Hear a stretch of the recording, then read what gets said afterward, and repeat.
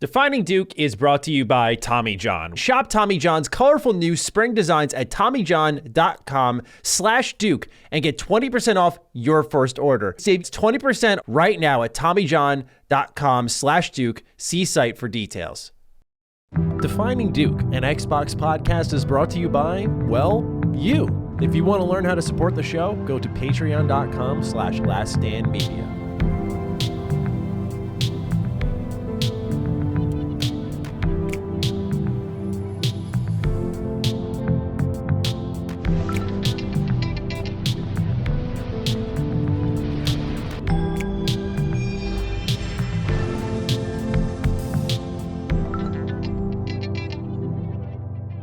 Salutations, everybody. It is Maddie here today, and welcome to episode 111 of Defining Duke, an Xbox podcast. Today, I am joined by He Cannibalizes Game Sales, Lord Cognito. How are you, my friend? Taking it all, man. Cannibalizing. I'm hanging in, man. It's been, it's been rough the last couple of months. There's been so much going on, man. I'm just hanging in, trying to, split this whole work-life balance thing and games. And, man, it's so much. I know you got stuff going on we got to talk about. It's truly, it's truly been a busy time. Not all bad, but just trying to prioritize and get things straight. But I'm excited for the show, man. Games to talk about, topics, you know what I'm saying? But what about you, sir? A lot going on with you. Yeah. Let's get right into it, right? Before we promote the Patreon or anything, by the way, we have some mobile reviews we're going to read. I promised you all last week that, we're looking for a little more mobile reviews, and we'll read some while we're on the show. So we're going to do that. But before anything, I'm not going to eat up too much show time because I don't want to drag the mood down too hard. But we posted a little Patreon update on LSM. This wasn't to make it about me, but more so when I talked to the guys, we just wanted to make sure, hey, this is communicated. Originally, I was just going to say it in Duke, but just in case someone didn't listen to Duke or they were listening to Duke on the way to the event, that would have been pretty bad. Unfortunately, I won't be able to attend. Most of you who listen are pretty up to date on me and Cog talking about health is wealth, health, life balance, and all that stuff. And certainly, I've unfortunately been the center of attention as of late on this show with between my lower back and my ear problems. It's felt truly endless at times, and it's been beyond frustrating. But I promised everyone, my family, my fiance, my co-host, the audience, I promised everyone, this is the year I'm going to take better care of myself. And so to make a very long story short, I've had ear and balance issues pretty much since 2015, really. Most of my life, like anytime I've come off a boat or a plane, like your man's just feeling it, just vertigo up the ass. But really in 2015, like I hopped on an inversion table one time, and I remember afterwards, whenever I laid down on my back, it felt like the blood was rushing to my head. Really weird sensation. And since then, I've just had balance issues on and off. Over the last year or so, it's scaled up because this is the hardest I've worked in my entire life. I've been going through a lot, so it just aggravates those conditions unknowingly so. And I've obviously, as many people know, I've been overworking myself for years beyond that. So trust me, I can relate. I'm just catching up on years of neglect. Let me be the example. But when I got engaged in November, we went to celebrate at Skyline Tower in Niagara Falls, for those who don't know. And it's this big tower, it rotates in the sky. It's awesome. Don't regret it at all. Beautiful. But me not thinking, because like I hadn't been on a plane in ages or whatever, that type of height with that type of motion, even subtle as it may be, when you struggle with balance issues and vertigo, your body is incredibly sensitive to that stuff. That's so real. I come back next day or two, I'm like, I feel some type of way right now, like very off balance, it almost produces an anxiety like symptom. Very strange. Oh yeah. Go to see a doctor. This is around the time my face was tingling, as I told people about. And obviously, given what happened with Hogue, I was a little more alarmed about that. Fortunately, it had nothing to do with like strokes, whatever like that, which I wasn't expecting. But they said that my eardrum was notably irritated. And they're like, you haven't damaged your hearing, but if you keep wearing headphones and you keep this energy up, you will hurt your hearing. And he's like, you should get a second opinion on your balance, on your ear at an ENT. So, of course, we know the American healthcare system. You got to wait for your specialist here. Oh, yeah, that specialist you got to appointment. wait. You gonna wait. You gonna wait. Yeah. So, I'm trying to work again in 2023 to just take better care. I see the specialist on the 13th. They look and they kind of give me the same rigmarole, to put it bluntly. We're going to go through a number of tests for the balancing just to make sure it's on other things and to get me on the right track. And they do believe like some form of medication will end up being what ends up helping those balance issues. Because for those who don't know what I deal with, like I'll be sitting still and it'll feel like I'm about to just fall. Mm-hmm. And you get like, when you trip and you get that rush in your body, like, oh no, I'm about to fall. Yeah. But you're sitting still. Oh, my very awkward feeling. Yeah, that's and there was some days it was happening like borderline hourly, to the point where I was just like starting to get. So ENT asked me eventually, he's like, are you planning on any travel given your sensitivity to like planes, boats, any of that stuff? And I was like, yeah, event about a week or so now. And at least at the time of the appointment. And he kind of was like, no, I wouldn't recommend it. Yeah. I'm like, really? And he's like, yeah, like he's like, you're going to set yourself back a ton, because if you're having eardrum problems, the change in altitude, ears pop, the pressure, while rare, by the way, because this is more of a precautionary move, can cause more complications for your eardrum. Not a chance you probably want to take. He's like, that over time, by using headphones less and healing that part of your ear, you will be fine. He's like, your balance though, he's like, your body's guaranteed to react to that. Your history suggested so. He's like, that's where we're going to identify what's going on here. So of course, again, healthcare, got to wait to find out, test and to get all that under order. But I just felt like, not to bog down the opening minutes of our show, but just to be transparent with the audience, this beats me up probably more than it beats any of you up, because everyone else is still going to be there. And that's important. Again, I don't want to make it all about me, but it beats me up because like, to me, the most validating part truly of this job, I spent so long behind a camera, behind a screen. I see your words, but sometimes I will be truthful, they don't fully permeate because they are at times just words, both hurtful and kind. It's not until I get to see you, I connect those dots of the nice thing you said online to the person there in front of me. I shake your hand and I get to thank you for lifting up my day. That's what those events are all about to me. Like everything else does not matter. It's just about seeing y'all there. And no one is more burnt up about this than me. The positive mindset I'm trying to adopt here is I want this to be the first and last I miss, because especially with it being so last minute, I don't envision or have any delusions of grandeur that people are buying tickets solely for me.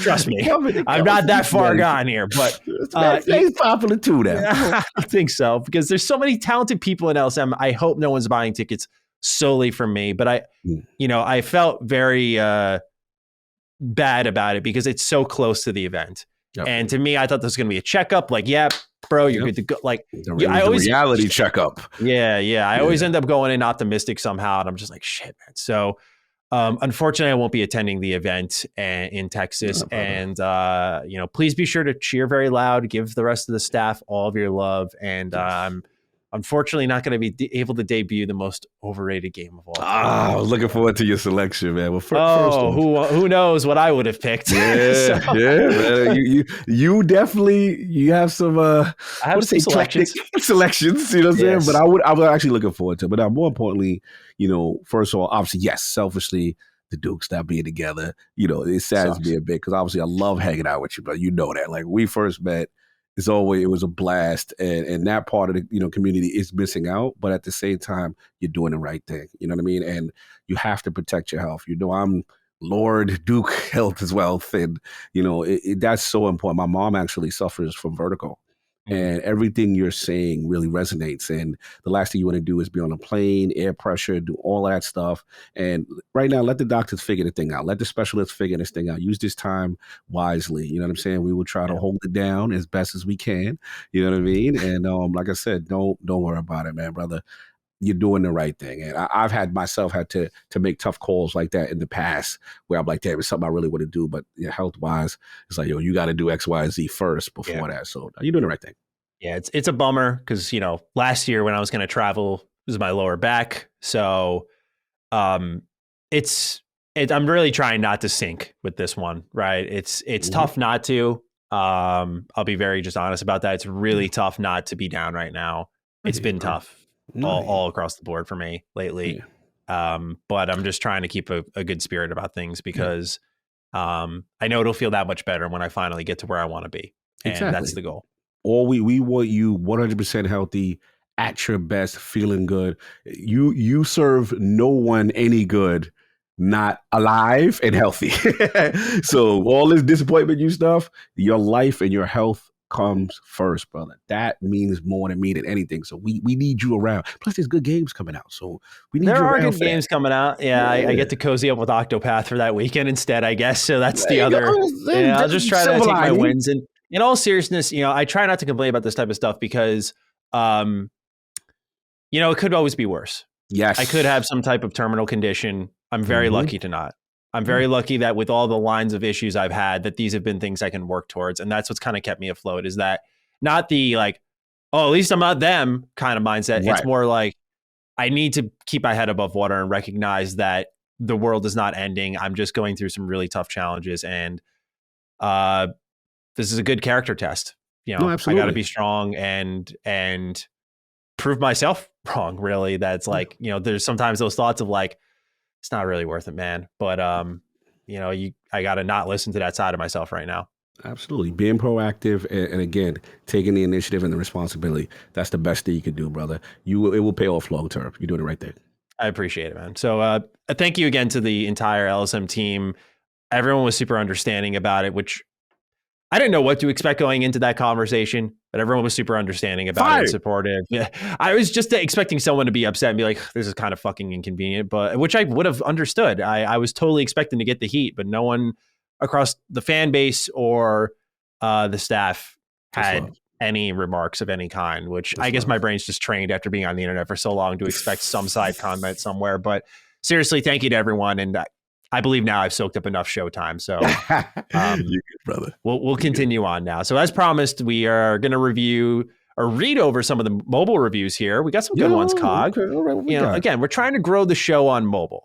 And the way we do that is through ratings. Because what happens is when you rate our show, when people type in that first D on the search bar on, say, Apple Podcasts, they'll see define and do. That's what we want. That's why these mobile reviews are so important. Normally, when you write comments on YouTube videos, take it from me, engagement's good, but it's not going to pump my video up to the top of your search bar. Views, impressions, those types of things do. In the case of Apple, Google Podcasts, reviews really help. So just know that. Keep that in mind. We appreciate you. And let's start off with who wrote in here. Tavo315 wrote, on Monday mornings while I'm getting ready for work and on my way in, there aren't many things I'm looking forward to, but if there's one thing, it's that I know I will be listening to this podcast. It downloads for me on Sunday, and I save it for my drive in. Sometimes I listen to it on Sunday if I'm doing house duties, but I try to save it for myself on Mondays. I've been a listener since the beginning Carrick days and went through the change when the all-time great, the Lord Cog, had replaced Carrick. The quality of the show has been amazing and continues to improve.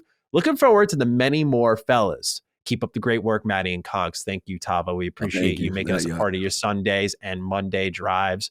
No doubt. We also got, what we got? What do we got here? Let's see here. Tiago Casiero wrote, these two dudes are miracle workers. They're able to consistently pull off 2-hour shows out of something as barren as the Xbox brand.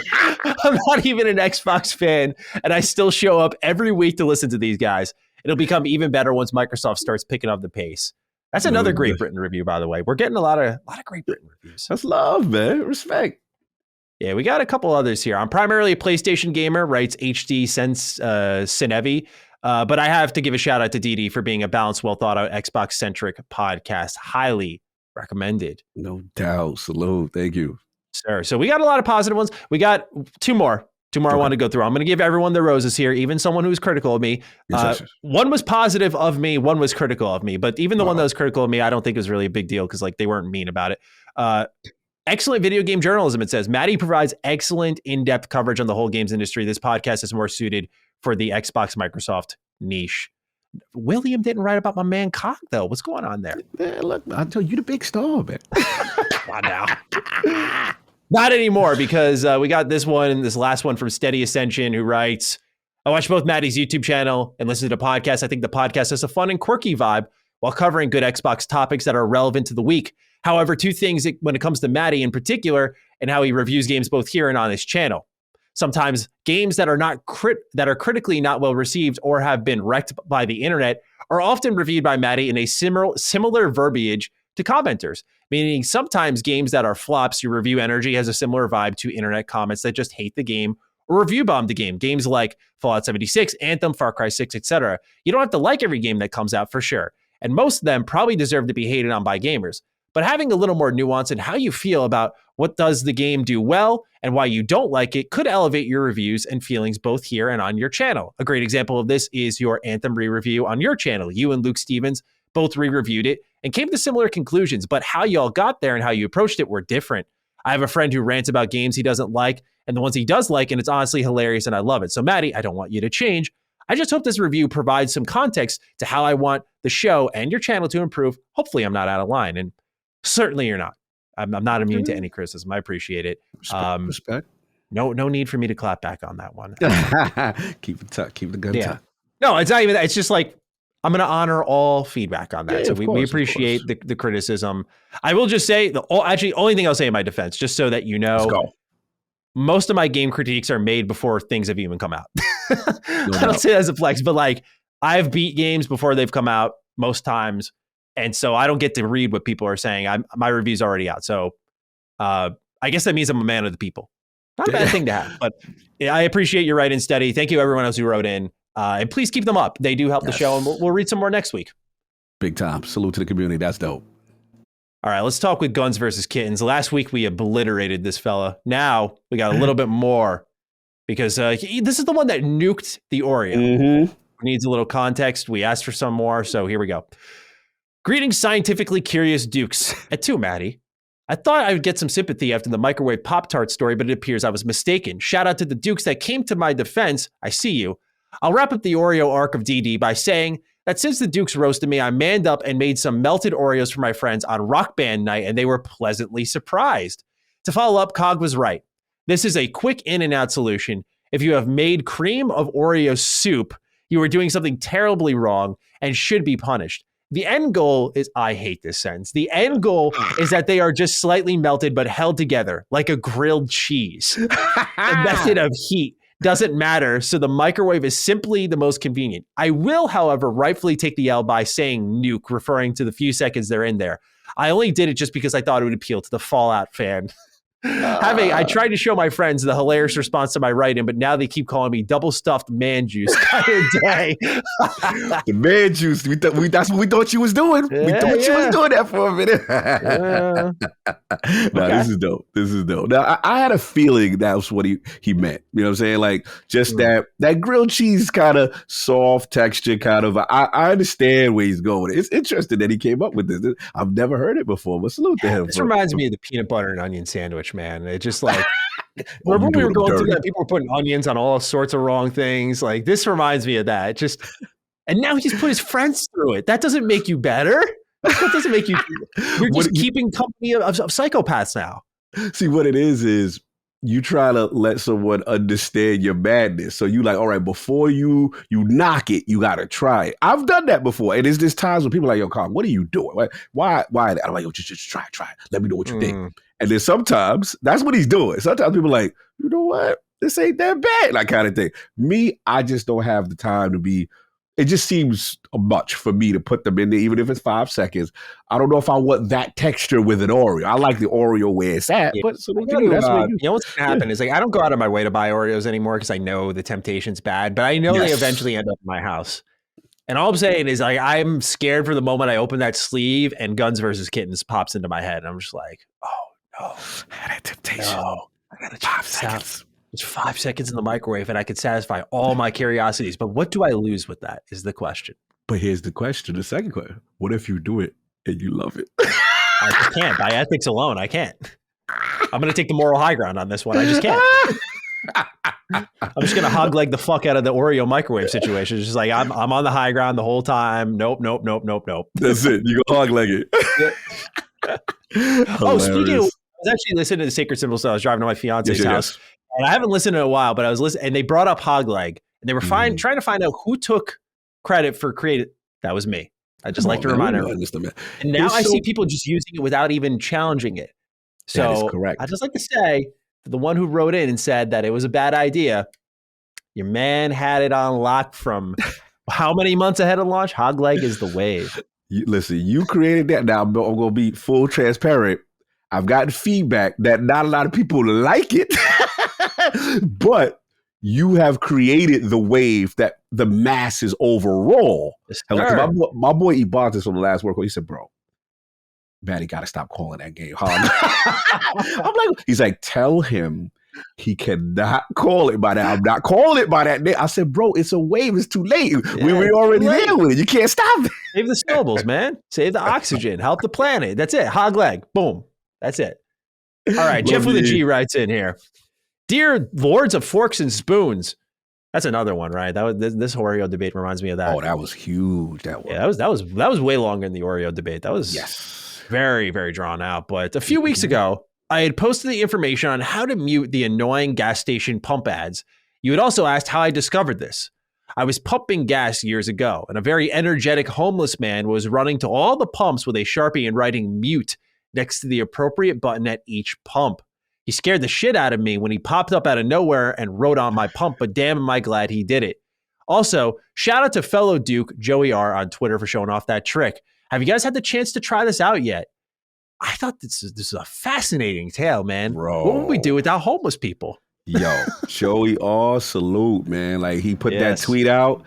And I never knew that. Like, I never knew that. Because like you said, it's not visibly shown anywhere while the ad's going on the indicators on the touchscreen. Mm-hmm. So when he did it, and it was so well done, quick, simple. I was like, yo. Yeah, salute to that homeless man that scared y'all and it made you realize what it was. But yeah, I never knew that. This is good information. Yeah, I haven't had a chance to try it out because get this, right? This was, I got a good chuckle out of this. I pull up to a gas station yesterday. Mm-hmm. And, I get out and I'm thinking of the tweet. I'm thinking of the write-ins and I'm like, I'm going to mute this shit ASAP. And I pull out, the pump. I put it in my car right after, putting in your credit card and everything. I'm just like, okay, come on, show me your propaganda. Yes. Nothing. What you mean? What you mean? Nothing showed up. No ads. Oh, no ads. Nothing. I was almost let down a little bit. I had this master plan and they're like, no ads for you. Like, now I kind of want them back. I want to mute you. Like there's a power in muting you.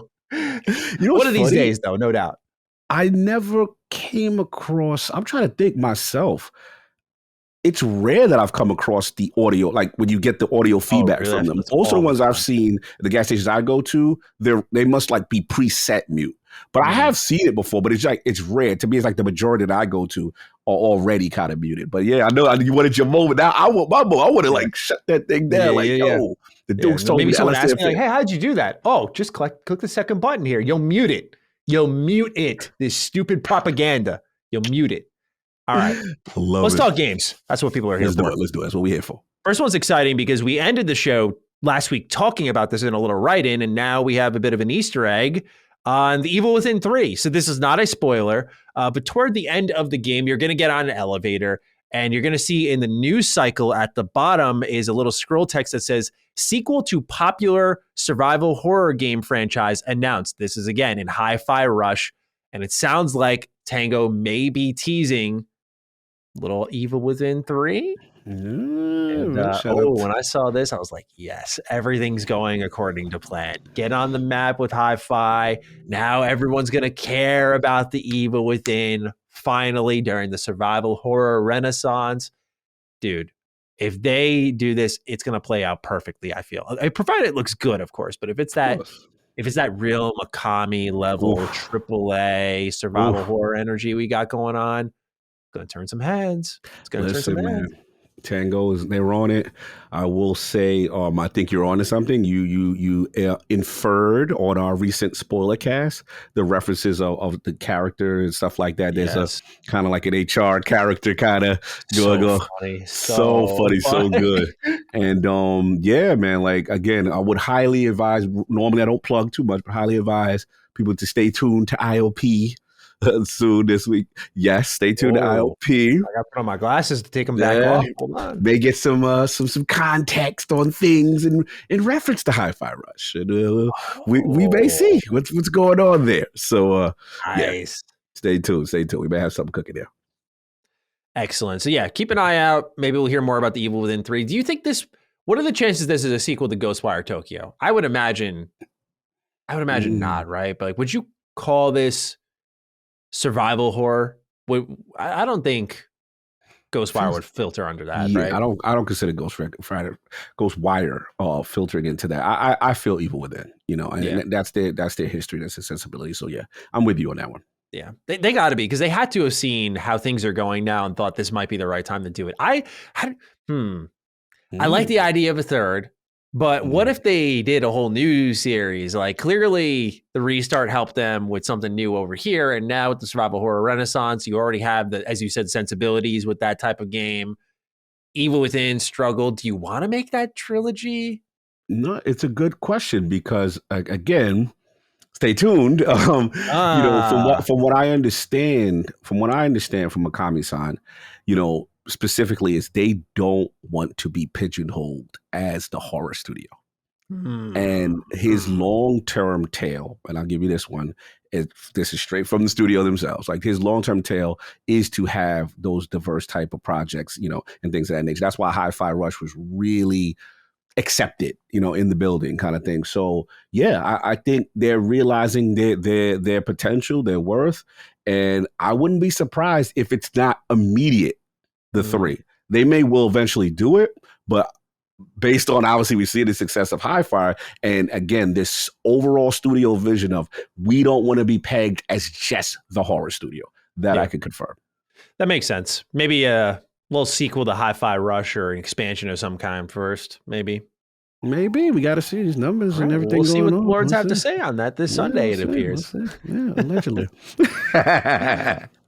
Defining Duke is brought to you by Tommy John. When you're young, spring break is all about what you take off. As an adult, make it about what you put on. Lounge anywhere from poolside to inside in new Tommy John lounge wear. Now, when you wear Tommy John, you're that much more comfortable, so you can do everything better. What do I mean by everything? Of course, playing video games. Come on now. What are you here for? Think about it. Tommy John loungewear, pajamas, and underwear have dozens of comfort innovations, and Tommy John has been covering our butts for 15 years, protecting our most valuable assets in softness and style. That's why I personally choose to use Tommy John on podcast days. It's nice, it's comfortable, it's breathable. That's why I like to use it. Furthermore, with 20 million pairs sold and thousands of 5-star reviews, people love Tommy John, and that's why Tommy John doesn't have customers. They have fanatics. So with that, go check out Tommy John as soon as you possibly can. Shop Tommy John's colorful new spring designs at TommyJohn.com/Duke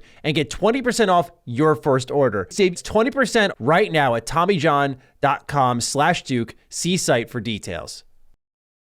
All right, next up on the list, news that no one's happy about. All right. Fox Business, they have reported Bobby Kotick will, quote, absolutely remain at the gaming giant to run the business, end quote, even if the Activision deal falls through. So this was originally reported that he would be out if the deal was concluded. But by this verbiage, it would sound like do or die, he's there to stay. Yeah, I mean, I think it's all contingent. That's why you're seeing his visibility more. It's more contingent on this deal. I think if the deal goes through, I'm an impression that he's going to get it, that golden parachute, and then go off into the sunset. But obviously, there's been a lot of resistance. We've been getting more and more information, about the FTC and regulating bodies wanting more information, and then him actually verbally pushing back like against the UK and against even Sony and making all these comments. So to me, this is a gentlemen, this is corporate trying to protect corporate benefit that was supposed to happen. So if it doesn't happen, yes, I do feel that he would stay. The question becomes, like I said last Duke, how does the relationship now between Call of Duty and Sony and marketing, how does that change, if anything? Oh, does it just a money talks? Because he's been extremely vocal against Sony about their involvement and the way they've been handling it. So we got to see it. The soap opera continues, man. It continues, brother. I'm so interested in the fallout if it doesn't go through, because like last time we spoke about it, it was like I think money talks. So, I think they're going to still bring their games to PlayStation, but I'm just curious if that actually does happen. Like, because you have to imagine things have soured already. Like the damage is done. The damage is permanently done between all three of these companies. So yeah. The gloves are off. Look, once you stop, we could play kumbaya to the cows come home. But once you stop someone's bag, theoretically, right? So in his mind, I'm taking from the mind of Robert, right? If you're Robert, my golden parachute has been stopped, right? They put a pin in that shit. Exactly. I was supposed to ride off into the sunset. The deal was supposed to close, and I'm good. Now that future is in jeopardy, and your current partner, who you had a good relationship with, is allegedly responsible for this, right? So now that changes things. That I don't know what that means. Does that mean from a marketing standpoint that changes? Does it mean they maneuver other things who knows what could happen? But you best believe there is a fault with how much vitriol and public facing stuff he's doing. This is a person who is not happy.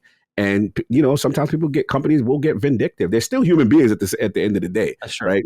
We have to pay attention to what's going to happen. This is a very fascinating thing. If that, like you said, that multiverse happens, deal doesn't go through, then what, right? Yeah. Like, it is interesting.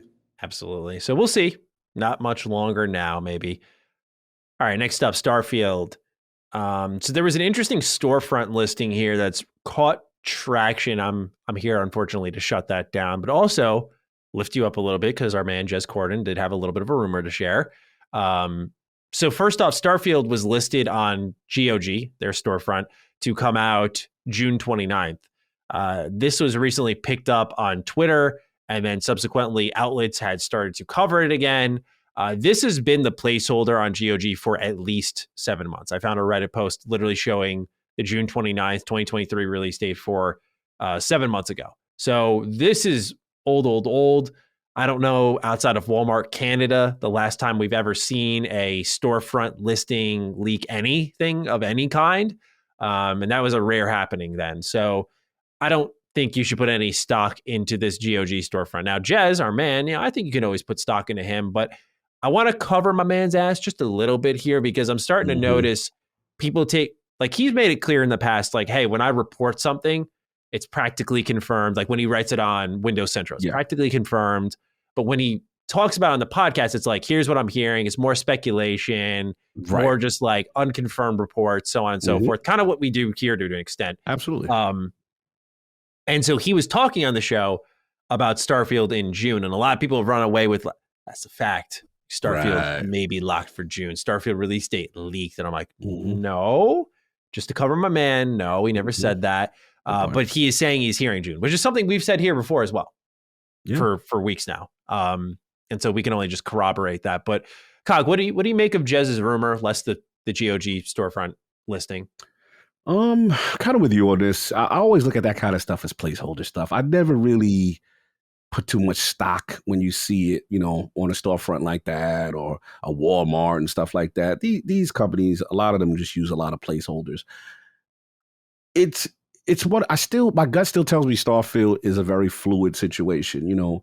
We hear rumblings though about, first of all, can we finally put the rest the Super Bowl ad, because it was glorious. It went by so fast that I didn't see it because there was a lot of that going on. Like, Starfield's going to be at the Super Bowl. And I never took into that. To me, it just never made sense. And the sheer amount of marketing dollars Microsoft would have to spend for that, to me, doesn't make sense. Yeah, I agree with it. No need, and especially in this climate of virality with a hi-fi rush and a high on life, you literally don't have to spend that marketing in the game market itself.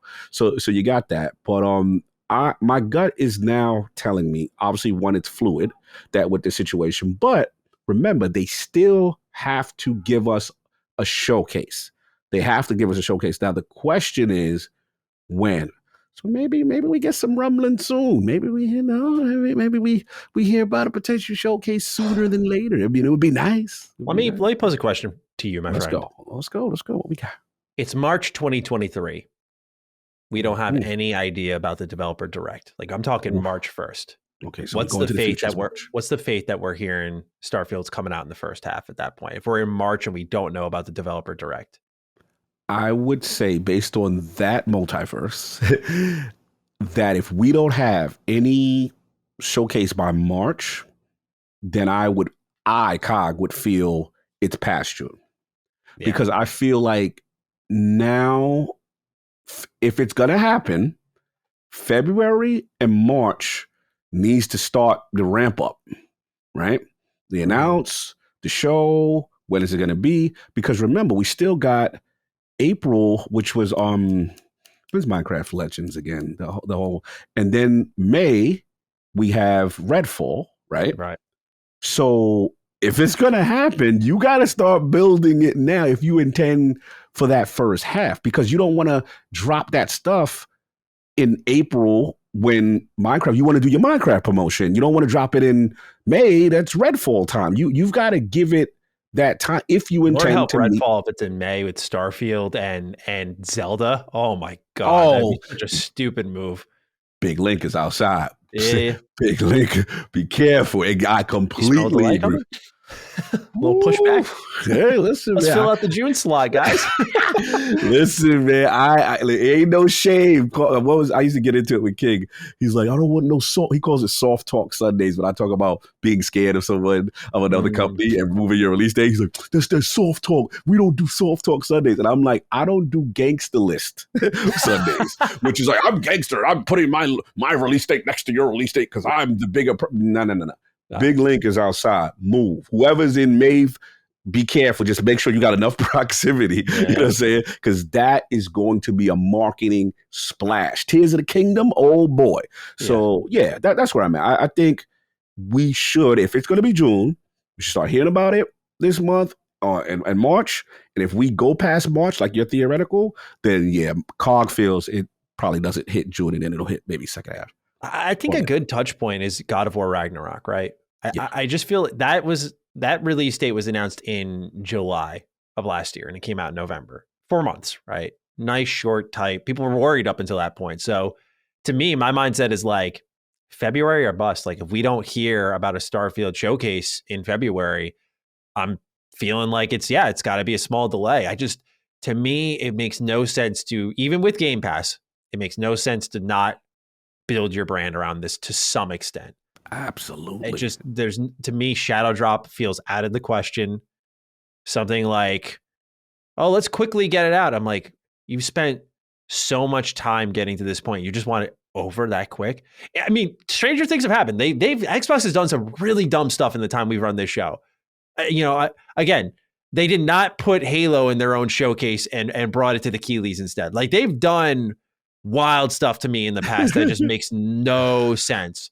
But the game ended up, depends on your definition of successful, but Halo had a ton of players, right? Yes. So we'll talk about player count later because it seems that's the metric Xbox likes to go by, and maybe not sales too much, but we'll talk about that later. But I just thought it was interesting food for thought given the latest rumor, which, again, like Jez had said, like June seems to be the one floated around the most according to sources, but I'm just not biting on anything right now. Even trusted sources of mine, I'm just like, I don't think anyone really knows. I agree. I think this is the most fluid.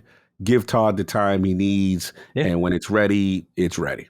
Yeah, because it's dark right now. Like there is nothing, no constellation questions, no Into the Starfield, nothing. That could be good though. That could mean they are gearing up for something, right? Yeah. So let's hope, man. Let's hope. Yeah, I agree. All right. Next up on the list here, a little update from Japan. This month, Famitsu has shared that Xbox Series X has sold 172,411 units, and the Xbox Series S has sold 225,984 units to date, totaling out to over almost 400,000 units. To see how much of an improvement this is, the Xbox One sold 114,831 units in the region during an entire generation.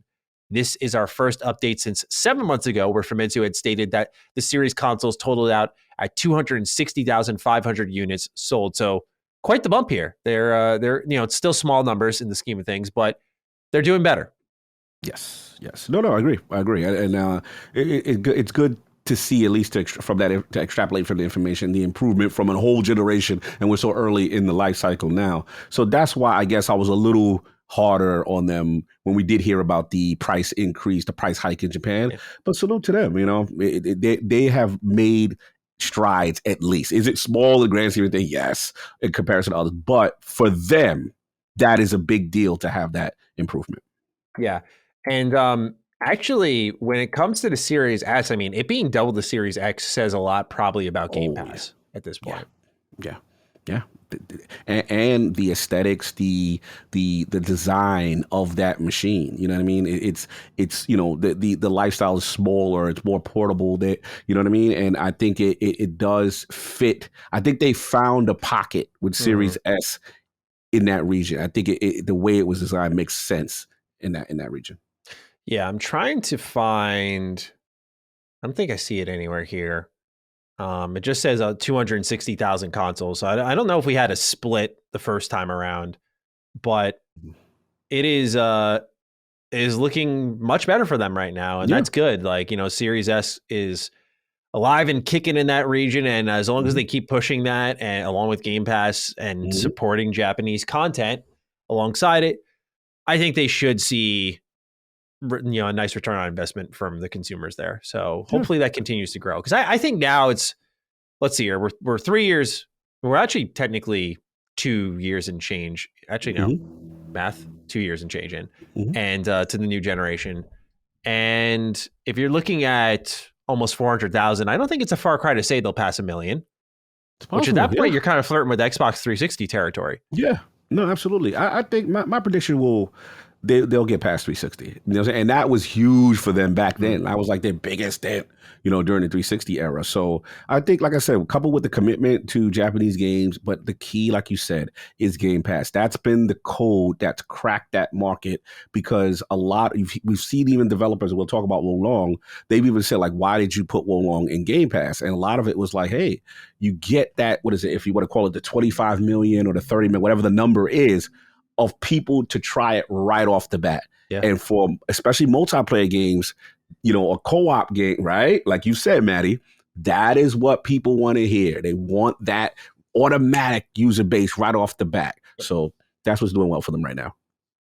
All right, let's talk about Sea of Stars. Speaking of JRPGs, this one comes from Sabotage, the developers of The Messenger, one of my favorite games when they come out that year. I interviewed them. Yeah, I love The Messenger. Oh, so funny. Such a funny game. Then the 8-bit to the 16-bit transformation, the retro vibes. Yo, shout out to his name is Thierry and Sabotage. Yeah, them dudes. I don't know if he did Sea of Stars, but I know that studio. Yeah, they do excellent work. Sea of Stars was crowdfunded years ago, and that is where this controversy lies for Xbox fans. So here's the direct quote from their Kickstarter, because right now people are concerned this game won't make its way to Xbox platforms. So I wanted to make sure I did the extra digging as always and see where the problem truly lies. So they write, quote, "The game should be completed sometime in 2022. Obviously, we know that didn't happen, and is designed to be played on PC and console. For specifics, rest assured that we are in touch with key players of our industry and that the game will be wherever the players are. It is hard to predict platforms as we seem to be at the dawn of a new era, but we are keeping close watch, having extensive porting experience, and fully intend on supporting all current generation platforms with Sea of Stars," end quote. So that is their words pulled straight from the Kickstarter page. Now, despite that intent, many fans that have backed the game with the hopes of it coming to Xbox are possibly not seeing that need met. Now, one user on Twitter said to the official Sea of Stars account, quote, "Are you offering refunds to Xbox players that backed your Kickstarter? You said available on all platforms, and now that you have the money, you've changed your answer," end quote. Their reply is, "The plan to bring it to as many players as possible didn't change. There is a lot happening behind the scenes and still plenty of time before launch," which is in August, by the way, "for a last platform announcement. Stay tuned, and thank you for your support." So what do you make of this? Do you think that it's any cause for concern that they're probably there's a chance they don't make it to Xbox here? Because I feel like this is we have to wait and see. I feel like to wait and see if they deliver on this. No, I agree. I agree. This is they chose very careful verbiage on that initial post, and That's it what I was was like, thinking, yeah. yeah, like if you really look at it, right, it's like it's hard to predict the platforms we look at the verbiage, right? It's hard to predict. We have extensive porting experience, and then they used a sentence like I believe it was supporting like popular. Where did I catch the? It was like a we want to go where we want to go where the players are, right? Yeah. So when I see that sentence, that to me is popularity, install base, right? So you got that aspect, and we got to be honest, right? You're most likely a smaller, shop doing Kickstarter. If you get some marketing bag or you get some incentives to do it with, let's say, for example, PlayStation or Nintendo Switch or whatever, right? Then that's going to factor in as the lead place first, right? So the key sentence I think also for Xbox fans that need to pay attention to is this part where he says there's a lot happening behind the scene and still plenty of time before the launch of a last platform announcement. That also could inherently mean, it could mean, you know what I'm saying, that someone swoops in at the last minute and tries to help them out or whatever for that point, stuff like that. So we got to see. Unfortunately, with Kickstarters, that's the thing, right? And this is the risk. And I've been on both sides of it, and the side where I really want something and it's like, what's going on? There's this game. Oh my God, this beautiful game. I'm forgetting. It's called Phaland, right? I kickstarted it. This thing has, oh my God, like it's. Do you remember Zelda on NES, Zelda 2 Link to the Past, where it was side scrolling? It was a very controversial thing at the time for Zelda. And I always liked the attempt of Zelda in that way. This, you could tell this person, this is what he's going for, but with now a little bit more modern, almost like Octopath energy. Nice. And I'm like, man, this was like 2016, 2017. And I'm like, man, I love the vision. And I was playing a playable demo. I'm like, I'm supporting this bad boy. You know what I'm saying? And I told him, like, yo, wait, you got to get on Switch, bro. You got to get this is a Switch energy. Yeah. And bro, still has not come out.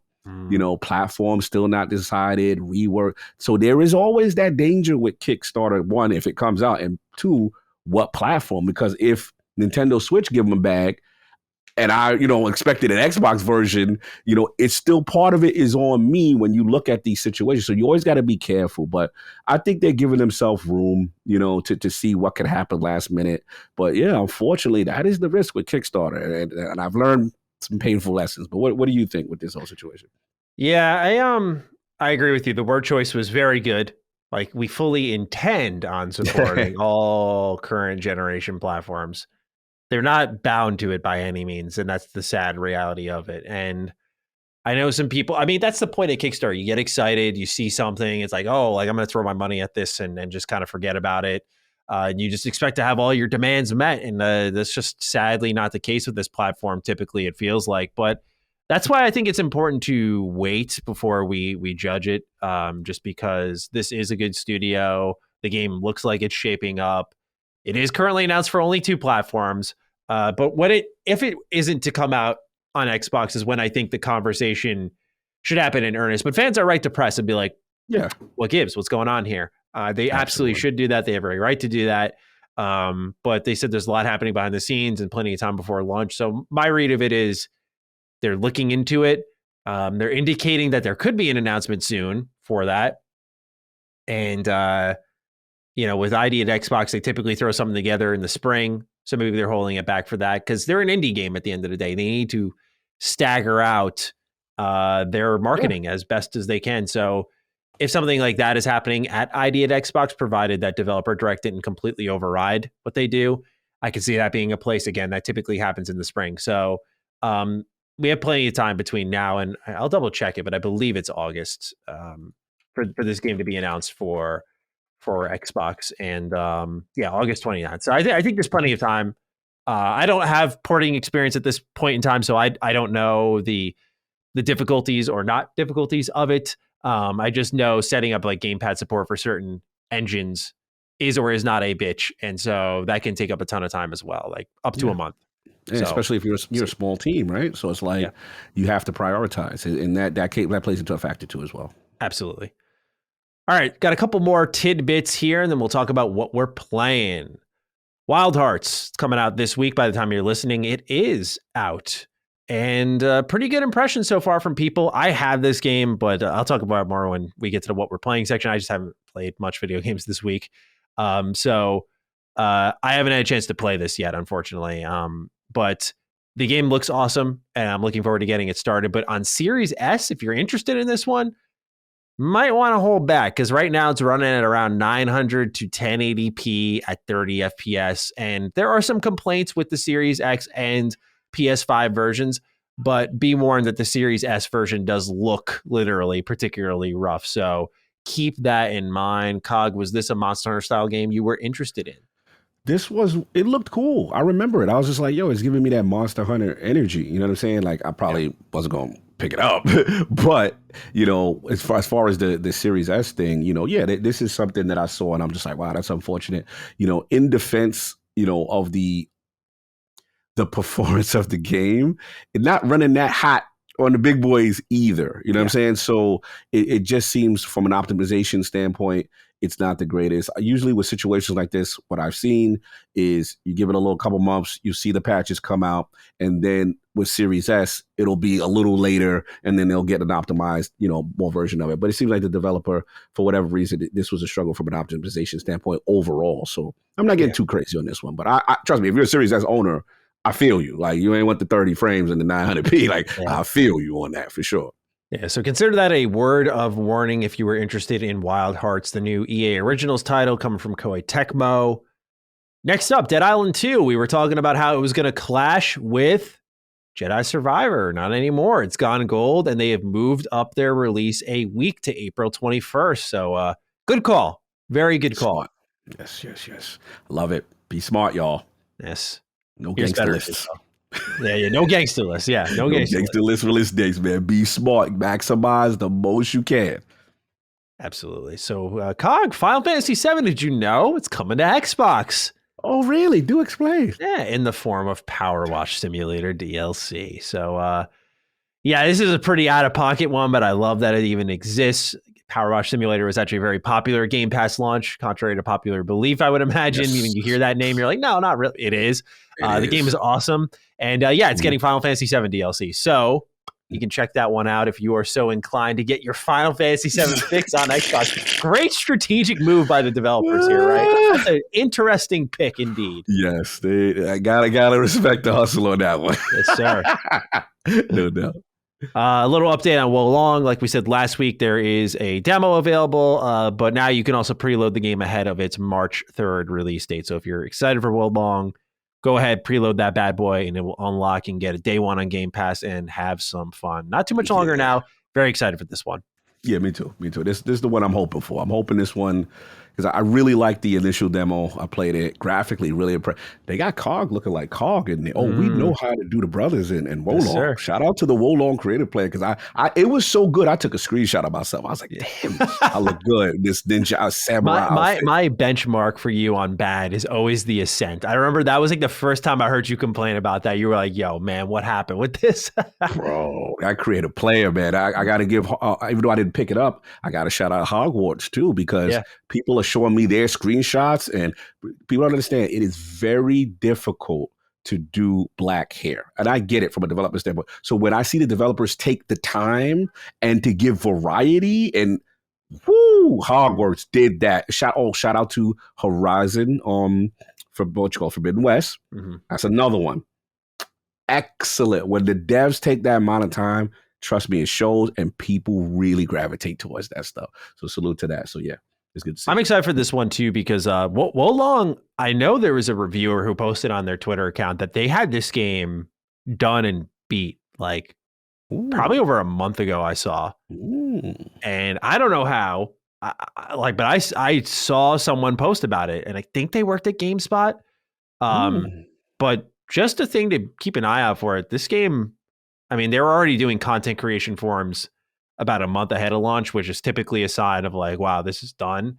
If they're going to start sourcing us out. But if press had it way early like that, Could be a good sign of something of high quality coming to Game Pass, but obviously don't want to assume too much here. Yeah. But like this team, I think this is Koei Tecmo as well. Yeah. This is Koei Yeah. Tecmo. Oh man. Ooh, They're they're rumors coming that in.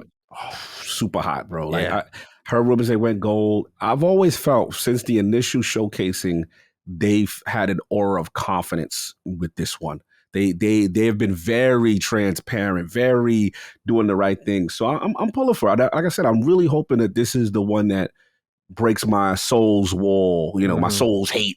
Because I enjoyed that demo. I really did. Yeah. I really did. Dude, they run a great business too. They are making FromSoft games. They're making Warriors games for other IP. Like they originally were just the Dynasty Warriors team. Like that was it with W Force or Omega Force. Like that was them. But like Koei Tecmo, like that was their brand. Like just Warriors, everything. But now look at them. I mean, it's awesome to see. Oh yeah, salute. All right, last one here. Alan Wake 2, shout out to our man Randall Thor. I know this one means a lot to him. Is playable from start to finish and is entering that polish phase. So that's pretty good to hear. It's making some headway. Nice. All right, that's all for now. Cog, let's talk about what games we've been playing lately. You, sir, have been getting back to business, it would seem. Went back home. Shout out to Destiny, man. I got to give Bungie their flowers. This is... You're the Destiny guy that's going to give Bungie their flowers. No, you're going to give them their flowers? Finally? Wow. Yeah, I know. Like, I've never done this before. Surprise me. They listen. I told people the seasonal model is always controversial as opposed to the expansion release, right? And I already knew Season of the Seraph, to my surprise, was really good, which I was not expecting them. I told you because I was like, usually the season before the big expansion tends to be light. So I'll use that time to really finish all my other games, whatever. But Season of the Seraph had a hook. It had a great narrative beat to it and the Warmind story. And it's so great. They did a season finale, which they rarely don't do. Usually you have an event, a minor event that sets off something. Now, prior to Witch Queen, they set it off nice. But what they've done with Season of the Seraph is probably one of the best lead-ins to an expansion I've ever seen from them. The emotional beats, the feels, bro, like everyone in the community is just like, wow, we didn't see this coming. Oh, they did teardrop. They got me caring about a Warmind, a Skynet kind of a being that, and I'll give a light spoiler, that kind of gains some humanity. And there's a moment in the game that is so symbolic and a callback to the original vision of Destiny. Remember when Destiny was a 10-year plan? Remember that? Yeah, remember way back in the day when Destiny told Russia you they showed off in the first ever gameplay. Yeah. Remember all those assets? I was thinking about that the other day, man. That was like such a crazy time when it was on the PlayStation showcase, I think. Everyone was talking about it. Everyone was a freak for Destiny. Now look at it. Yeah. Look where it's come. Bro, they're a story of trials and tribulations. Make no mistake, that game is not perfect. It has had times I've been cursing at it, like, what are you doing? But bro, the callback and the way they put the cherry on top with the symbolism to now get to where we are, they do something. I don't want to spoil it, but man, it was beautiful. Like Bungie, bravo. This was the only thing, because I'm laughing, I know, Bungie, bravo from COG, I know. But this is the only thing that I think people who were worried, because remember I told you, Witch Queen, the bar is so high. You remember me and Chris Reagan talked about it. A campaign, not the campaign which is good for Destiny. A campaign that is an amazing, that literally is probably, realistically, and that's the only reason why I'm going to be a full transparency, I never told you this. The only reason why I gave Deathloop, the game I didn't, you know what I'm saying, finish, whatever. The thing is because I felt, well, maybe, my best experience, which was Witch Queen, isn't worthy because it's quote unquote an expansion. But I got to take it back. And I've had this conversation with Chris Reagan. Folks? I've got to take it back. I got to take it back. Yeah. That's all I took from that. That was the only reason why I did it. That's the full transparency. I'm like, well, maybe a full dedicated game. But I got to be honest. The game that I played last year from start to finish, that was, without question, my game of the year that I had the most fun outside of it being it was a great story, was The Witch Queen. And the fear was, can they match that right? That's just pinnacle. That's old school Bungie. Halo 2 Bungie, Halo 3 Bungie. That's the Bungie that Witch Queen, right? So now, shout out to my boy Chris Reagan because he agrees. My only thing is, what can they do? And all I will say is this lead up that they did. Oh boy, now I'm interested. Okay. Now I'm interested in life. Not that I wasn't interested. I was just worried it wouldn't be able to meet up to the hype. Now this intro is like, oh, I'm fully interested now. Yes, sir. Oh boy. Nice. Oh boy. So that's that. Season of the Seraph concluded, the season finale. That was great. And then it's been back on the Suns, man. It's been back on the Suns. You know what I'm saying? Obviously, the Deadpool DLC, I'm still doing that. I've unlocked Hulk. I think I'm doing it, bro. I think I'm gonna 1,000 game score. I'm about 800. There's still a couple of things I got to do. I just unlocked like a whole bunch of achievements recently. So I'm in this bag where I'm like, bro, you're so close. And shout out to them for adding achievements to push it past 1,000 once DLC came out. Bravo for Axis. I'm going to be there to the end, wherever this goes. Yeah. I'm riding with y'all. Feel somebody, if they in peril because of the situation flopping, somebody pick up the phone. Because I tell you what, people would play it if it was in Game Pass. For all this Game Pass of failure talk, if it was in Game Pass, because that's what it is. A lot of people, let's be real, strategy game turn-based, they're like, I ain't paying the money for that. I think strategy just struggles because turn-based seems to still be very strong, but yeah, strategy, I don't know what it is, but people just shy away from it. Then you throw card on top of it. Yeah, people are like, nah, bro. Yep. Nah. I haven't played it. You can speak more authoritatively than me, but I thought that game immediately, like they shut down all the microtransactions where it's everything like that. And people still like latched on to the cards. Like once it was not microtransactions, it was just like, oh, I just don't like the cards. Yeah. It's what is it then, man? Like it's just not a popular genre. It just hasn't, unless you're mobile only, right? And your only thing is mobile, then it catches fire. But if you're on console, the reality is, and you'll get when I get into my picks of the week and all that stuff, sure. You have to be even special. I thought they did it, and it still wasn't enough. So look, at the end of the day, this is a genre that I feel could benefit from a Game Pass, like how a Pentiment and there's certain genres that if you just put it on its own and be like, go buy me. Gamers are like, nah, man, we good.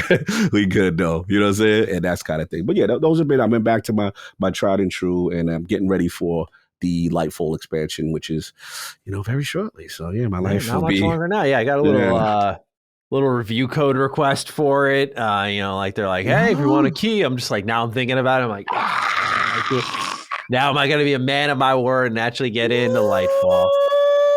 Listen, the water's nice. I'm just saying. They're catching me in a peak moment too. Like I'm really down, right? And then like I just start playing fucking Destiny 2. Like that'd be some real nefarious shit. They're making it so simple for you too. The sheer plethora of changes on a base level for the new player experience is staggering. It really is. So I'll send you some propaganda and information every day. Push me off the ledge. I'll push you. I just keep I'll start sending my little propaganda. Yeah, please educate me. What you been up to? For me, I gotta be real. Rare for me, but not much video games this time around. Yeah, just not much. I just extremely busy. This will actually be more relevant in our conversation about Game Pass, but I'm in the pitch process of our game and just trying to talk to publishers and get our game into someone's hands. And it's extremely stressful. So honestly, I haven't found much reprieve in games currently.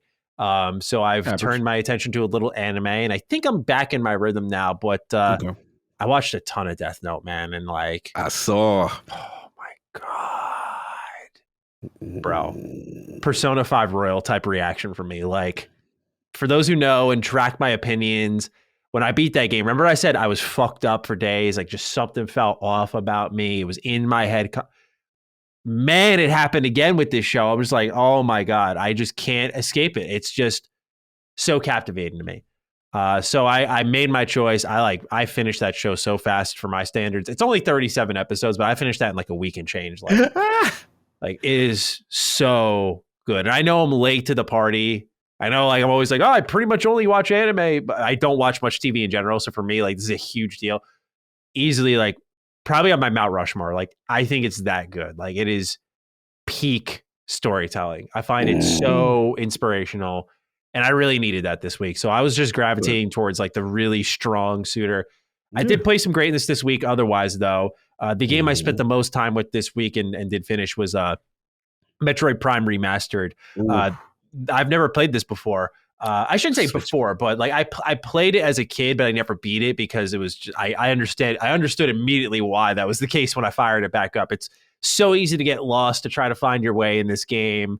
It's so breathtakingly open and endless feeling, despite the time it was made. That I get why as a kid I completely bounced off this game, but coming back to it as a young adult, extremely impressive game, extremely impressive effort from Nintendo. Confusing as fuck pricing here because this is actually like a high effort remaster. Like it looks amazing, really good. Like probably one of the best looking games ever on Switch. They fixed the controls, they touched up the HUD. Like now you and like in the visual details, you'll see like the rain running off of Samus's cannon. You'll look up and like they always had the raindrops on the visor, but you just see them a little more clearly now. They made so many great changes. $40. And I know it's still a tough sale for some, given it's 40, but they charged 60 for Super Mario 3D All-Stars. They charged 60 for Skyward Sword, a game that I crusaded against. I was like, what is this shit, man? Like, why are you charging so much for this? So I don't know why they charge 40. I think they just have less confidence in Metroid and its ability to sell. That would be my guess, but I agree. Really, really, really good game. Just the exploration here is so satisfying as you get, it's Metroid perfectly, right? You get these upgrades, you find new locations, you get to explore them differently, you get a real good rhythm going. There is a degree of backtracking I'm not a huge fan of, and I do think for a good quality of life update, they should have maybe considered a little more objective tracking / guidance if the player wanted it. They don't have to have it, because when you're lost for a while, the game will like flash an objective and then it'll tell you where it is on the map. But even then, sometimes that's not enough to get you there. Like there's sometimes you got to go all the way around because it's a very specific path to get to that spot. Yep. Very easy to get confused in this game. But I understand why people call this one of the greats, especially it aged phenomenally well for the most part, but especially for its time, this game had to be mind blowing. But like I said, I played it when I was in, when did this game? I had to be like 11 maybe when I played this game, 10 when I played this game, something along those lines. And even as a kid, I was like, this is awesome. The opening moments, the crawl through the ship is so atmospheric. Love that. So spent some time with some great fiction this week, hoping to get back on my horse in the next week or so. But I've also kind of been enjoying, like, you may remember I was playing Hogwarts Legacy last week. I think I'm dropping it. It's not a bad game at all. I told people this in my little impressions video. Like I said at the end, I'm like, am I going to stick with it? I might not, because I was like, I'm bouncing off this game. It's not a bad game by any means at all. Like I recommend people look into it. But as a non-Wizarding World fan in general, let alone Harry Potter, it's just like, I don't give a shit about this world or its characters or nothing of it calls my name. And I think it's because it's very fantasy based. And I've always said my fantasy tastes are so damn specific. And I'm still trying to figure out really what they are. But like, it's literally Dragon Age, Elder Scrolls, The Witcher. Like, it has to be fucking God tier to pretty much pull me in. For many people, Hogwarts Legacy is that. For me, I'm just like, not really into open world, not into Wizarding World at all. So I'm just kind of like, maybe I'll circle back around to this one. But once I start getting into Metroid Prime, I'm like, yeah, I just really like these types of games more. I don't mind a sense of openness, but I think I'm saving my open world energy for Starfield deep down. Like, I think deep down, like, it's not I don't have time. I definitely make time for these games. But when I was playing it, I'm just like, no, I'm just not. I just can't play any open world game nowadays. Like, it's got to be a really special one to me. The criticism I heard, and I talked to a few friends of mine in reference to it, was that as great as it is when you're in Hogsworth or Hogsmeade or whatever, because I don't know this universe either. Oh, wow. So yeah, me and you want to say like I don't know can of Okay. paint, and you can tell me what it is, the Muggle puff, and I don't know what's going on, but. I am literally not the Harry Potter dude, but I can tell it. It's a lot of care, right? Mhm. A lot of attention to detail. I heard like in the castle, it is Yes. immaculate energy, Yes. right? Some of the best interior design ever, I would say. Yes. So I heard good. the negative is once you're out of that and then forced to like venture, that it kind of becomes just like anything other open world game, right? So that's like the nitpick I'm hearing. But people love the combat though. People telling me that combat. Yeah, it's not rinse repeat really at Yeah. all.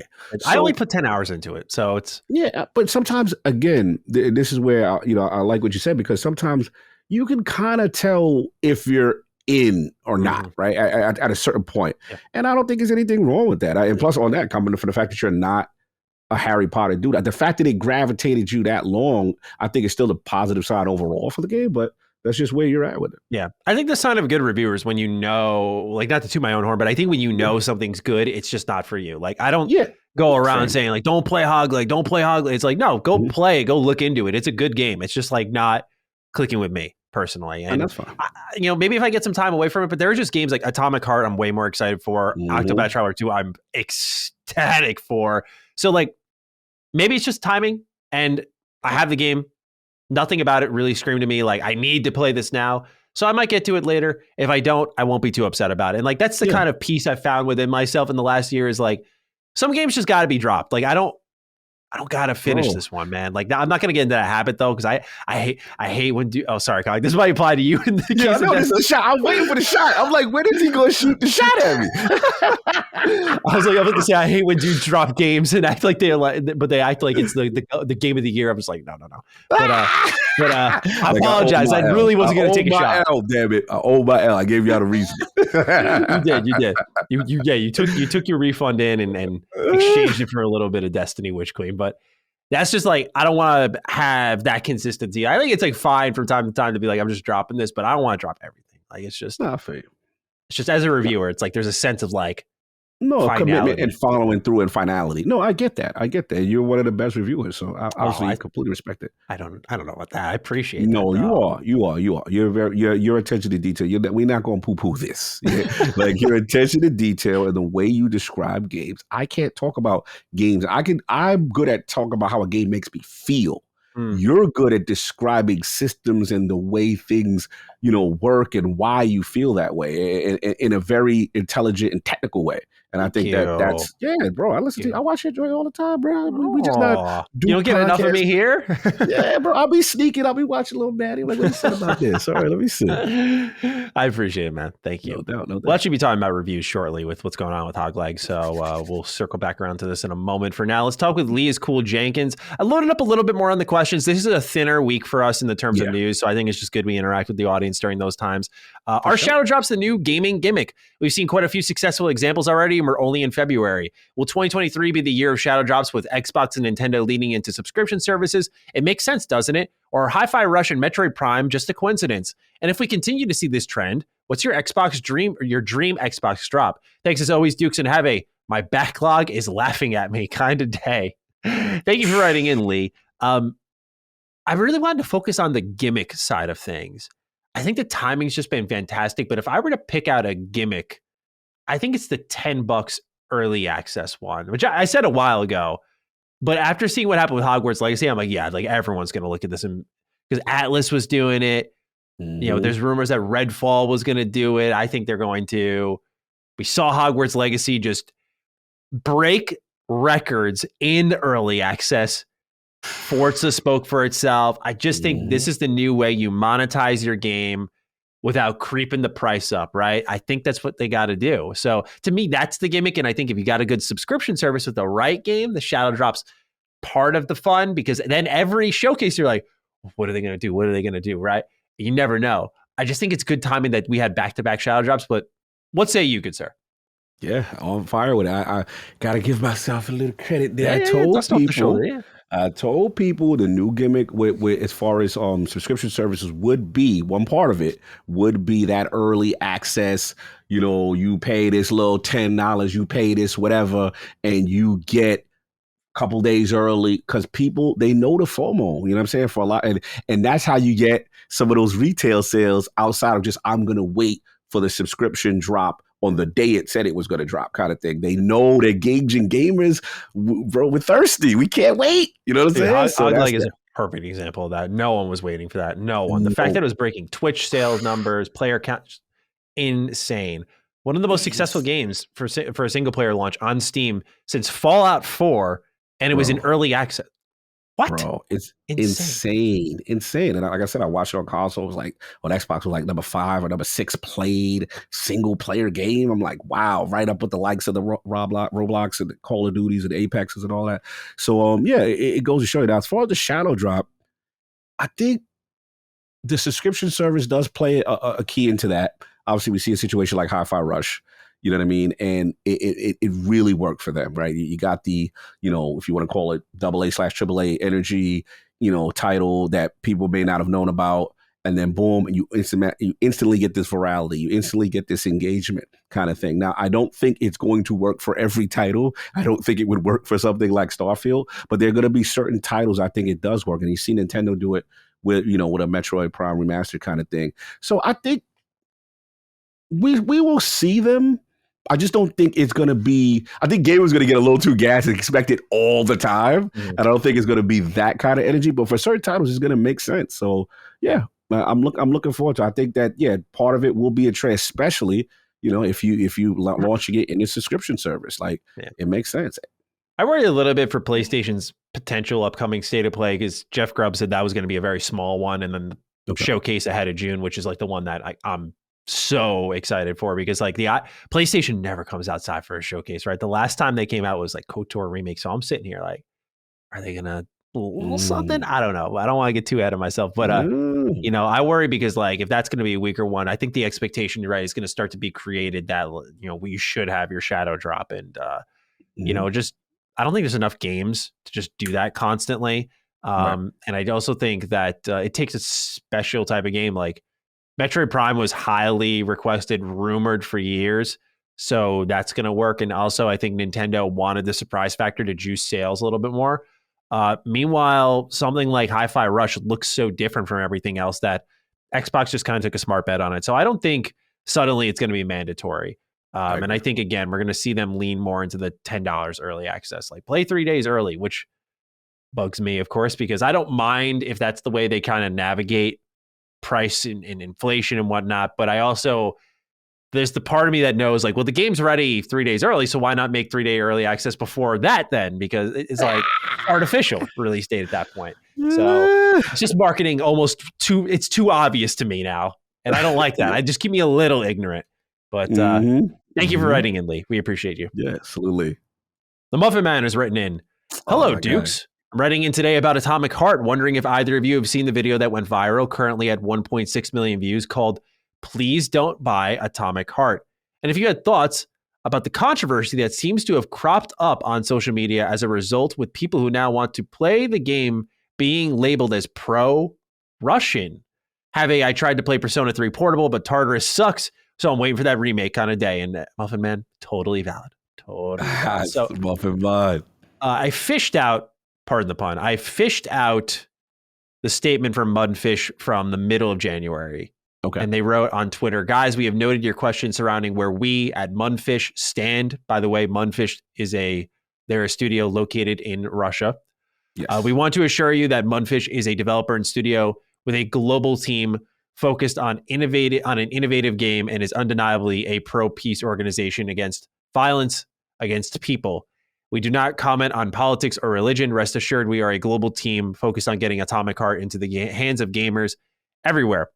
We do not and will not condone contributors or spammers with offensive, hateful, discriminatory, violent, or threatening language or content.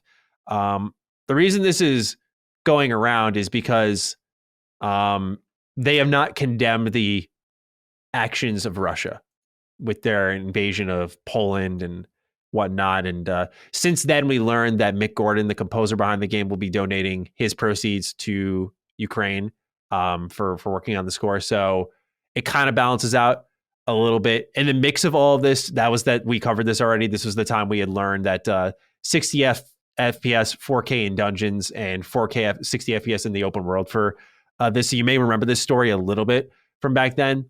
But I'm curious, Cog, if this is another situation that you feel kind of brewing with Hogwarts Legacy, where we have a degree of finger pointing towards the consumer on you are this because you have played this video game. Do you smell coming? Do we have the mental capacity to do this twice in a month? Where we just had Hogwarts Legacy and the clock's ticking and Atomic Heart will soon be upon us. And what comes from it, I do wonder. But where do you stand on the matter, my friend? Same situation. Obviously, we know the climate of what's going on between Russia and Ukraine. Obviously, it's a Russian developer. They've come out and said they're pro-peace. I went to look to see if Focus, I think it's Focus Home Interactive, right? That's the publisher. Yeah. And I haven't seen anything, comment-wise from them. I was very curious to see if they said anything in reference to that. Not to get too political, the Russian government, I don't know how it would be if you were outspoken and say as a Russian studio, if you, let's say you truly feel that way, right? That what they're doing is wrong. I don't know if there are repercussions for that, you know what I'm saying, based on that government. And I don't want to imply. So it's a tough situation. And I have friends on both sides. I've seen some of my friends say, look, like I've seen friends that were pro Hogwarts say that they can't get this one because of what it affects, you know what I'm saying? And I've seen the opposite. Shout out to the cops. They're very hyped up right now too. So, but living in New Jersey, it is what it is. But I think, again, like I've always said, this is going to come down to a personal choice. Do you ultimately agree with the devs or feel the devs saying that they're pro-peace and that they don't believe in those conditions? Or do you say, hey, it's literally going to go and fund a situation that I think is harmful where, people are losing their lives. And this is a tough call. And again, it's a personal choice. You know what I mean? I have really not much to add as I gain more information on it, but this is new across my desk. I'm just trying to piece as much as I can, but that's the latest. So as far as I know, they're saying they're pro-peace. They're saying, obviously you told me about the music composer, I'm assuming the publisher are waiting for their statement on that, and they're going to have to navigate. And this is one of those games, right, where you look at it, if you take the controversy outside of it, right, and you look at it, you're like, man, that game looks phenomenal, right? That game looks good. This is something I'm really interested in. This is that internal moral choice, and I don't knock anybody either way, but this I think we're part two, and this is where it gets very difficult to run that moral high ground, right? Because what we're seeing is the lines get blurred. Every single game, whether it be from the manufacturer to the publisher to the company, there's sometimes there's insidious things that you gotta have to make a moral decision on. And can you stay morally clear all the way? Not saying that you're not supposed to take a stand. Not saying that. You know what I'm saying? I'm all for anybody that says, yo, nah, fam, this ain't it. You know what I mean? So I'm curious where you're at with this one, because this is another hot one.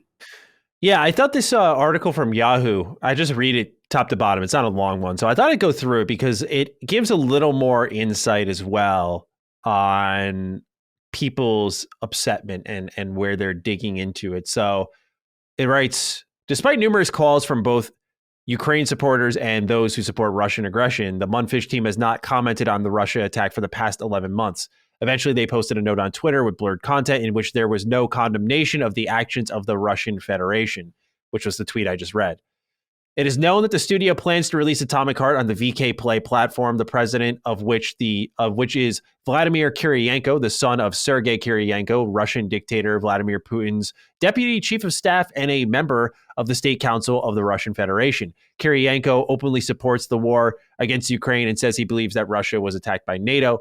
In addition, the official, who is under U.S. sanctions, is considered the handler of relations between the Russian Federation and the self-proclaimed republics of the DNR and LNR, two sham republics Moscow set up in 2014 when Russian invaded part of Ukraine's Donbass region.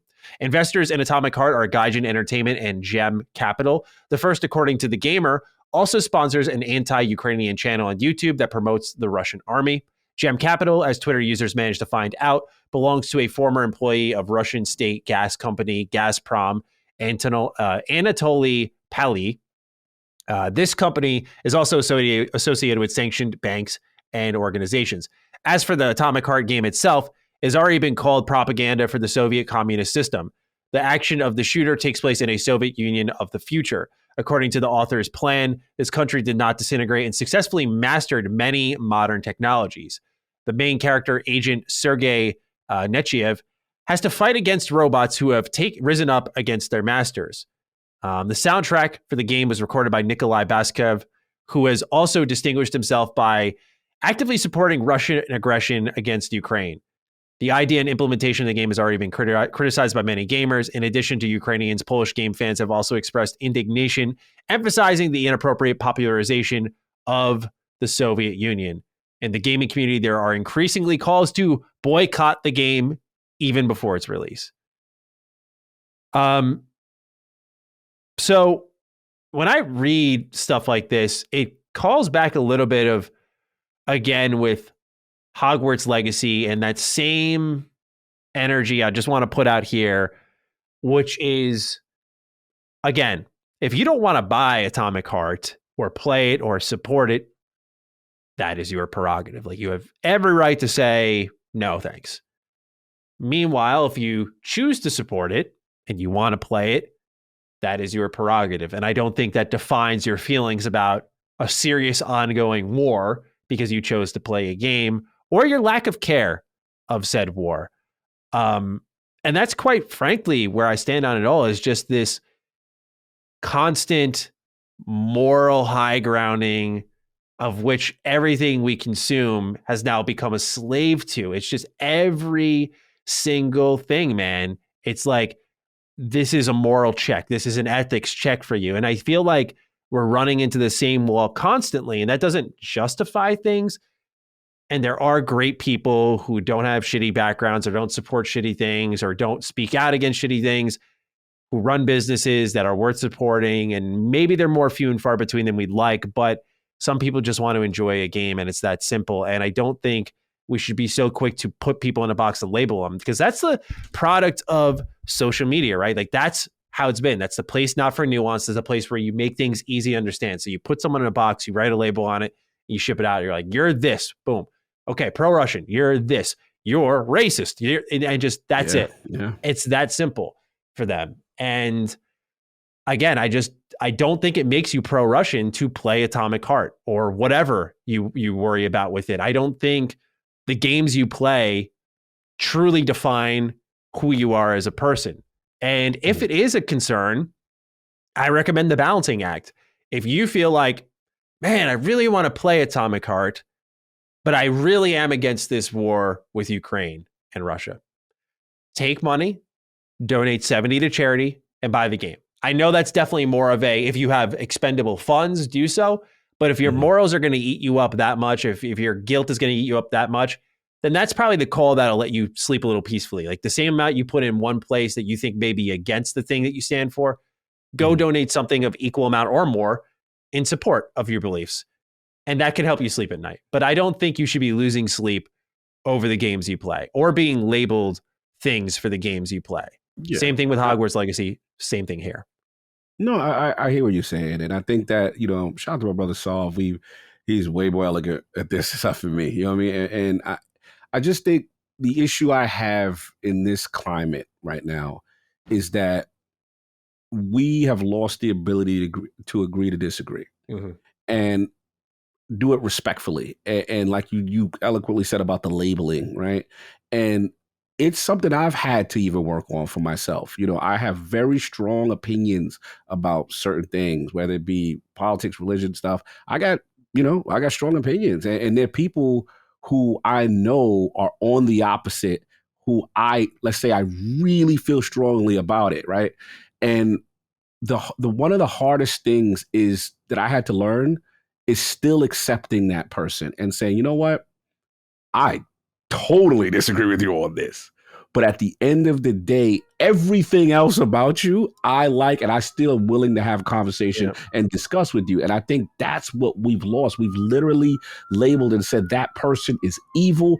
And if you associate with that person, then I can't mess with you. And I'm going to call you out and embarrass you in front of everyone that you're on the other side of something, right? Mm-hmm. And that's the thing that I really try. I think that's what separates us and it takes us apart, because, bro, we're not going to agree. We're just not. We're human beings. We are not going to agree. But if we can find a way to say, okay, you know what?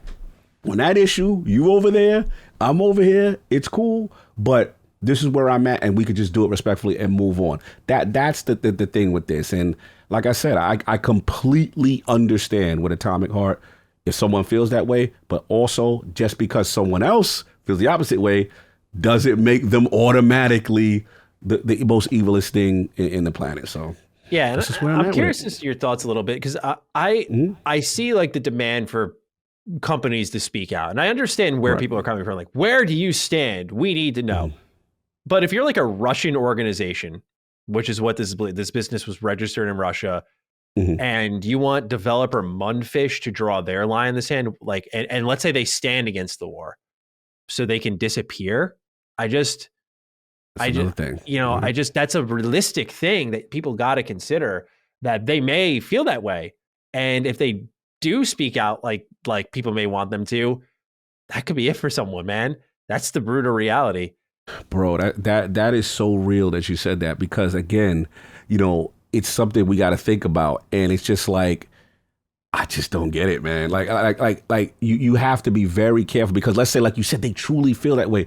You're in that government, you're in that climate, and you can't speak on your life's in danger. What are you going to do? We got to have the sensibilities there. So absolutely. Number 3 comes from Lucius Augustus. Hello, Dukes.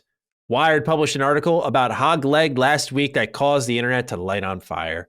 Though I recognize that all reviews are opinions, my understanding was a game review is an opinion based on the game product.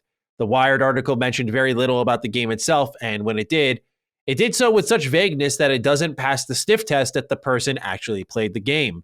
How do you gentlemen feel about the review if you've read it, and do reviews like this that seem to stem from bad faith poison the well for Wired specifically, but publications in general in the eyes of publishers and the public? And on a personal note, have y'all ever asked someone for something and they gave you their whole life story without actually answering the question? I'm that guy. I hate to say it, but I can be that guy, man. I can talk in not circles around you intentionally, but I will give you all the backstory because I feel like you need the lore. And I think it's because I do YouTube and podcasting. I'm like, I never speak without context. So I'm like, don't take me out of context, bro. So I'm that guy 100,000% for sure. Guilty charged.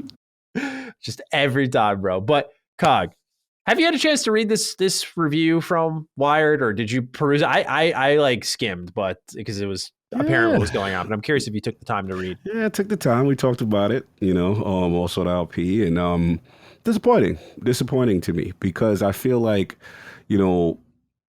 these are the moments where you have to be careful. And I think that, look, I always feel if you morally are not comfortable with doing something, don't do it at all. Abstain from the situation. Move away. But if your job is to review games and that is what you're there for, then in my opinion, you should review it based on the merits of the game. And to me, I have to be honest, like, it felt like more of a political stance. This felt like, I am deliberately going to punish something because I don't agree morally with the thing existing, in terms of Hogleg. And that's where I struggle, because if your job is to review games, then review games. Then just pass it to someone else and say, hey, you know what? I'm not comfortable with this. This ain't for me. You know what I mean? And that's fine too. So I struggle with that kind of stuff. And I feel like, honestly, this is the type of stuff, as a person who runs a site, that sets game journalism back. I think I honestly do. I feel that this is where now the reader says, you know what? And even though we understand it's one person at that organization, doesn't represent everyone. But what happens is, let's be honest, sometimes gamers be like, yo, Wired, you know what I'm saying? Or, Large Gaming, you see what I'm saying? They all, you see what I'm saying? Mm-hmm. That does a disservice to your overall, publication or outlet. And I just think we got to be better. You know what I mean? That your job is to critique, you know what I'm saying? But on the merits of when you say something is a 1, that means it's unplayable. That means like you can't literally function. So what are we really doing here? You know what I mean? I don't agree with it. I've nothing personal against the reviewer. I respect all people, as far as what their ethnicity, sexuality, I respect it. But your job is to review games. If not, get out the game. Like, I'm just going to be honest. Like, it may not be for you because all you're doing is disservice to your organization. And the last thing I'll say, we got to be honest. Not all blame goes to review. Like, someone signed off on that. That's where I wanted to go with it. Yeah. I'm not surprised an individual would do this. I find it selfish, personally. Yeah. I don't agree with it at all. But I think it's a disgrace to the organization at this point because someone looked at it and said, yeah, push it. And I don't know how, look, like every person who's ever created content ever has to consider, will this get clicks or not? That's like the baseline of every video you do.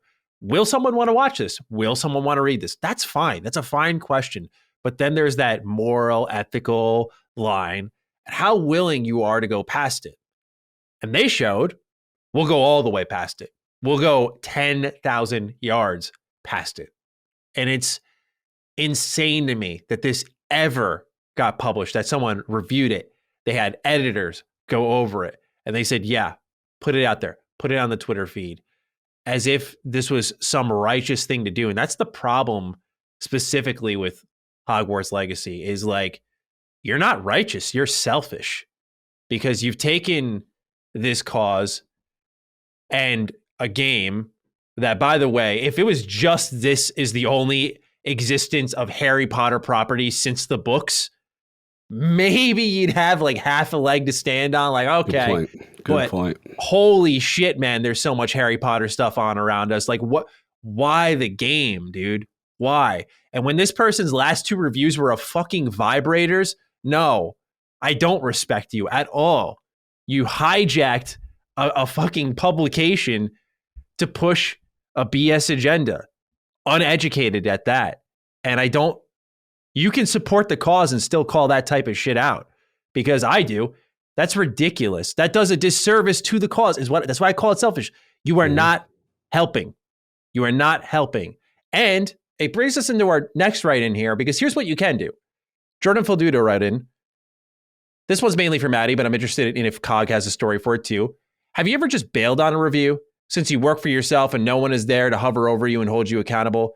Have you ever just said, forget it and dropped a video you were partway done on? This is what you can do. This is what you can do. Drop it. Collect yourself. There's no rhyme or reason why Wired would have pressure to create a Hogwarts Legacy review. Give me a break. That's not a gaming outlet by any stretch of the imagination. It was a reach for clicks. And like the answer is, Jordan, yes. Like when The Last of Us Part 2 came out, I would do it nowadays, but at the time I didn't have full confidence in my critiquing abilities.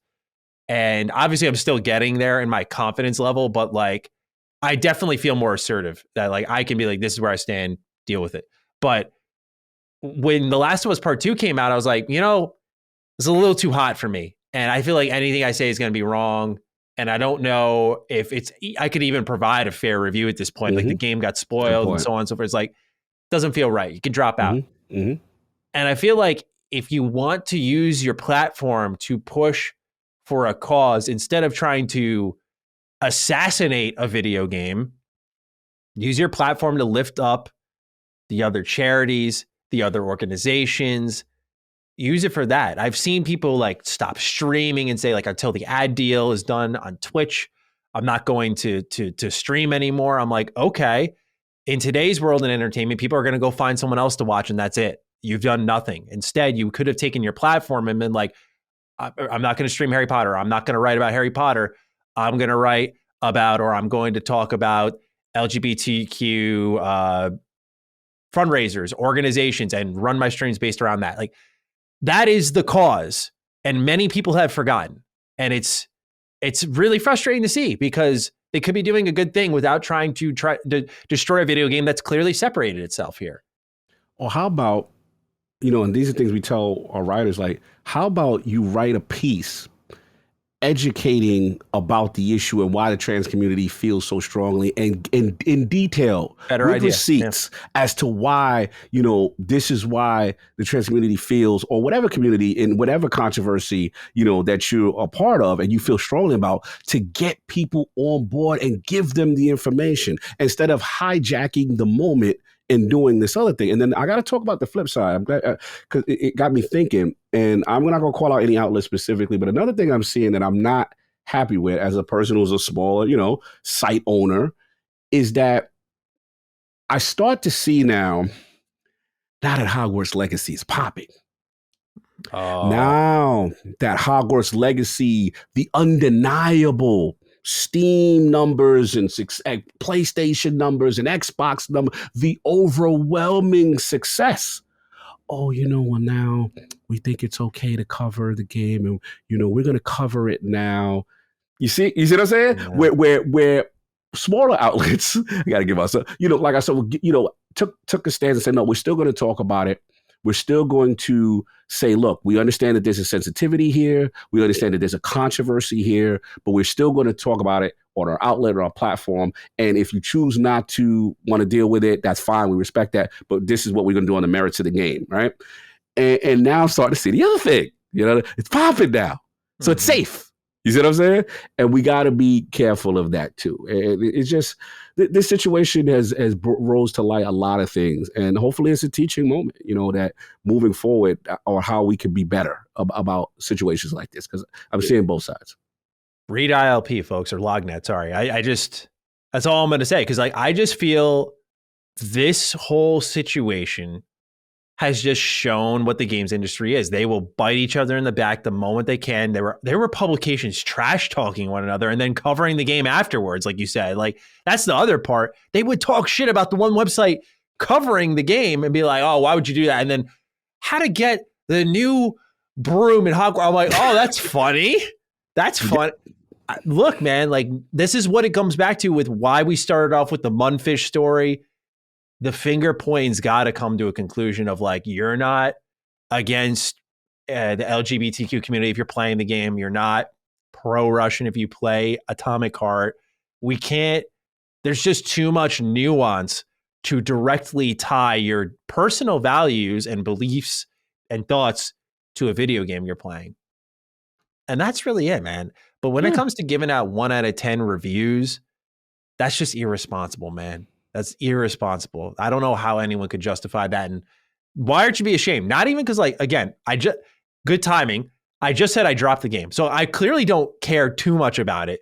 But you got to give the product its respect and be objective. Because then if you're objective and insert your beliefs, like, that's what reviews are. It's always, your mixture of, like, here's the product, here's how I'm feeling about it. Like, it's okay if your beliefs intermingle with that review. That's what personalizes it. But just to outright go nuclear on a game, again, it's very disappointing to see in today's day and age. And last plug, I got it for the home team, is that, we've even had a segment, I think we called it The Joust, right? Where we have 2 writers who are literally on the opposite side of that subject. I like that name a lot. And we like, you know what? Let's do The Joust. You give and we'll might write an opinion, right? Mm-hmm. This is why I feel blah, blah, blah, and, and this is how I am. And then the other writer will get the opportunity. And we've had that healthy dialogue and stuff like that. Good. Or you just want to educate. Yeah, man. Just use that opportunity as a teaching moment. And we could come together and we can learn about situations and get more nuance to it. Yeah. And on a side note, this is why I'm, like, very, for example, pro Game Pass, like pro early access and so on and so forth, because the more you cut, like, even myself out of the equation, the better. Because when the public has too much time to make up their mind, you're just damned to even play a game now. And I don't think that's good for the industry at all. So the more access we can get for the cheaper, the better. So speaking of which, Cog, if there's anything else you want to say or not, shall we move on to Game Pass? Yeah, man, let's do it. All right, cool. Our number 1 story this week. In a recent report with the CMA, Microsoft states that Xbox Game Pass hurts game sales. Or did they? The quote is, quote, Microsoft also submitted that its internal analysis shows a redacted percentage decline in base game sales 12 months following their addition on Game Pass, end quote. Despite this admission, Microsoft denied such a thing about the service and said the following to Eurogamer, quote, Xbox Game Pass offers gamers and game creators more choice and opportunity in how they discover, experience, and deliver games. For gamers, that means providing another option for them to discover games and play with friends at a great value. For developers, that means creating another option for how they monetize their games. We're focused on helping game creators of all sizes maximize the total financial value they receive through Game Pass. Each game is unique, so we work closely with creators to build a custom program to reflect what they need, ensure they are fairly compensated financially for their participation in the service, and allow room for creativity and innovation. As a result, the number of developers interested in working with Game Pass continues to grow. Separately, one of the leads at No More Robots and friend of our show, because he's actually one of our first ever guests on the show, Mike Rose, shared the following on his personal Twitter account when the conversation had ramped up, saying Game Pass was bad for games. Quote, every time Game Pass is in the news, my Descenders search fills with mentions as people on both sides try to explain why Descenders is proof of their own claim about Game Pass. And every single time, oh boy, do I learn that gamers do not understand how video games work at all. All I can say is, and this is probably because he's NDA'd, we're aiming to get every single title we publish from now on onto Game Pass. In doing so, we'll secure success for each title and relieve immense pressure for the devs. But please, gamers, continue to explain why it's bad for us, end quote. Meanwhile, the creator of Ghost Song also shared that they have had a positive experience with Game Pass and believe it's a good deal for developers. Reuters has stated that Xbox is submitting their response to the CMA on February 21st, so naturally, we will cover that on next week's show. Let's start off with Jamin Fuller. We got a ton of write-ins about this. Hey, Dukes. When do you think we'll get a price hike for Game Pass? With the recent news that Game Pass cannibalizes game sales on the platform, it only stands to reason Microsoft starts raising the price of their subscription. I'm also curious what you think would be the limit with that now that they charge for the service. Would people still be willing to throw down $25, maybe even $30 a month for limited access or unlimited access to the library? Or would a price like that cause the service to run dry? Doesn't seem too outlandish for me considering Starfield and Redfall will likely launch at $70 a piece to buy outright. I'd love to hear your thoughts. So, Cog, this has been the talk of the Xbox community this week. We see that there is a, quote, admission from Microsoft, I should say, that Game Pass leads to a decline in sales over 12 months. I have many thoughts on this. I'm actually at the perfect point to talk about this because I'm in the pitch process of my game. But I want you to go first because I'm very curious as to where you stand on the matter. Because we've been very outspoken about this for a while. We've said Game Pass helps games. Game Pass helps games. And I'm curious if after seeing this, do you move off your square a little bit? Where do you stand on it? Because I was right there with you. So by the way, this is not just Cog. I was right there with you. So I'm wondering, where do you stand after seeing this news pop up?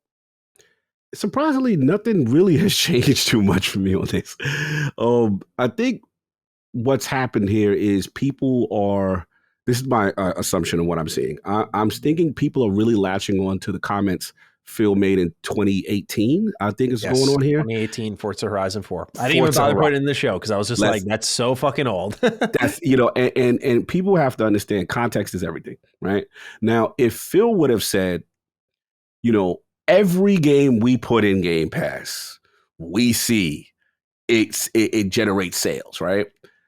You have to look at the context as to what he's talking about. And in my opinion, it's like, okay, in this particular case, we have data that shows it translated to sales. I don't think it applies to every single case. I think each case is individual. Now we fast forward to where we are now with the whole, FTC and this whole thing. And now this statement comes out and it's like, oh, it's the gotcha moment. You see? Doesn't equate to sales, y'all. We've got it right there. They themselves have said it, right? Mm-hmm. But it makes sense to me. Like at the end of the day, if you're a developer and you make a game and this game, Microsoft approaches you and say, hey, that game looks really good. You know what I mean? We want to enter you into the Game Pass program. From what our understanding, where we know each deal is different, right? Whether you're small, big, and then there's a projection. We think if you jumped into Game Pass, you would probably sell this. We gonna give you this or not more to help offset that. Throw us in the Game Pass. Developer looks at it like, oh man, you taking all the risk away from me. I get my money up front. I could chill. and I get the virality of 25/30 million people instantly clicking download and check. You know what? That may make sense for us. You know what, Microsoft? Have your people get back to my, and we gonna figure this out. Or you may be Take-Two Interactive, and you may have Grand Theft Auto, right? Or you may be Activision pre-acquisition, and you got Call of Duty, and Microsoft say, "Yo, bro, fam, Call of Duty is a new one. Yo, we seen this number," and they're like, you know what, Microsoft? We feel that we could sell our Call of Duty to all these platforms and get way more bread than this bag you talk about. So respectfully, I'm good. Yeah. And you know what? Maybe on the back end, if things fall through and it doesn't, we got a little Battlefield situation and we may have overshot, I'll hit your line. That's what this is. So of course, in my opinion, if you put it in Game Pass, it's going to cannibalize sales. They're giving you money to offset sales you thought you was going to get. It's a security thing. And that's what gamers have to do. And then the other thing, last point I'll say, is that I get it. The hardest thing for even myself, I've struggled with this. Historically, we always equate sales to success.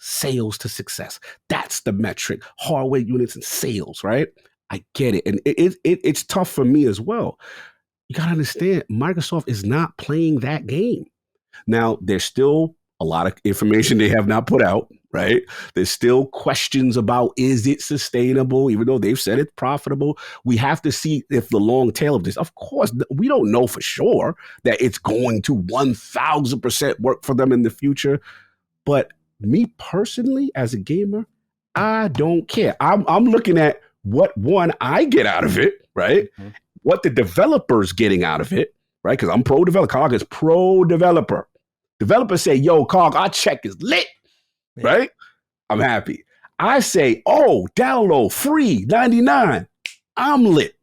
It's up to big time Microsoft to go figure that out with all the coffers and the Scrooge McDuck, DuckTales money that they got.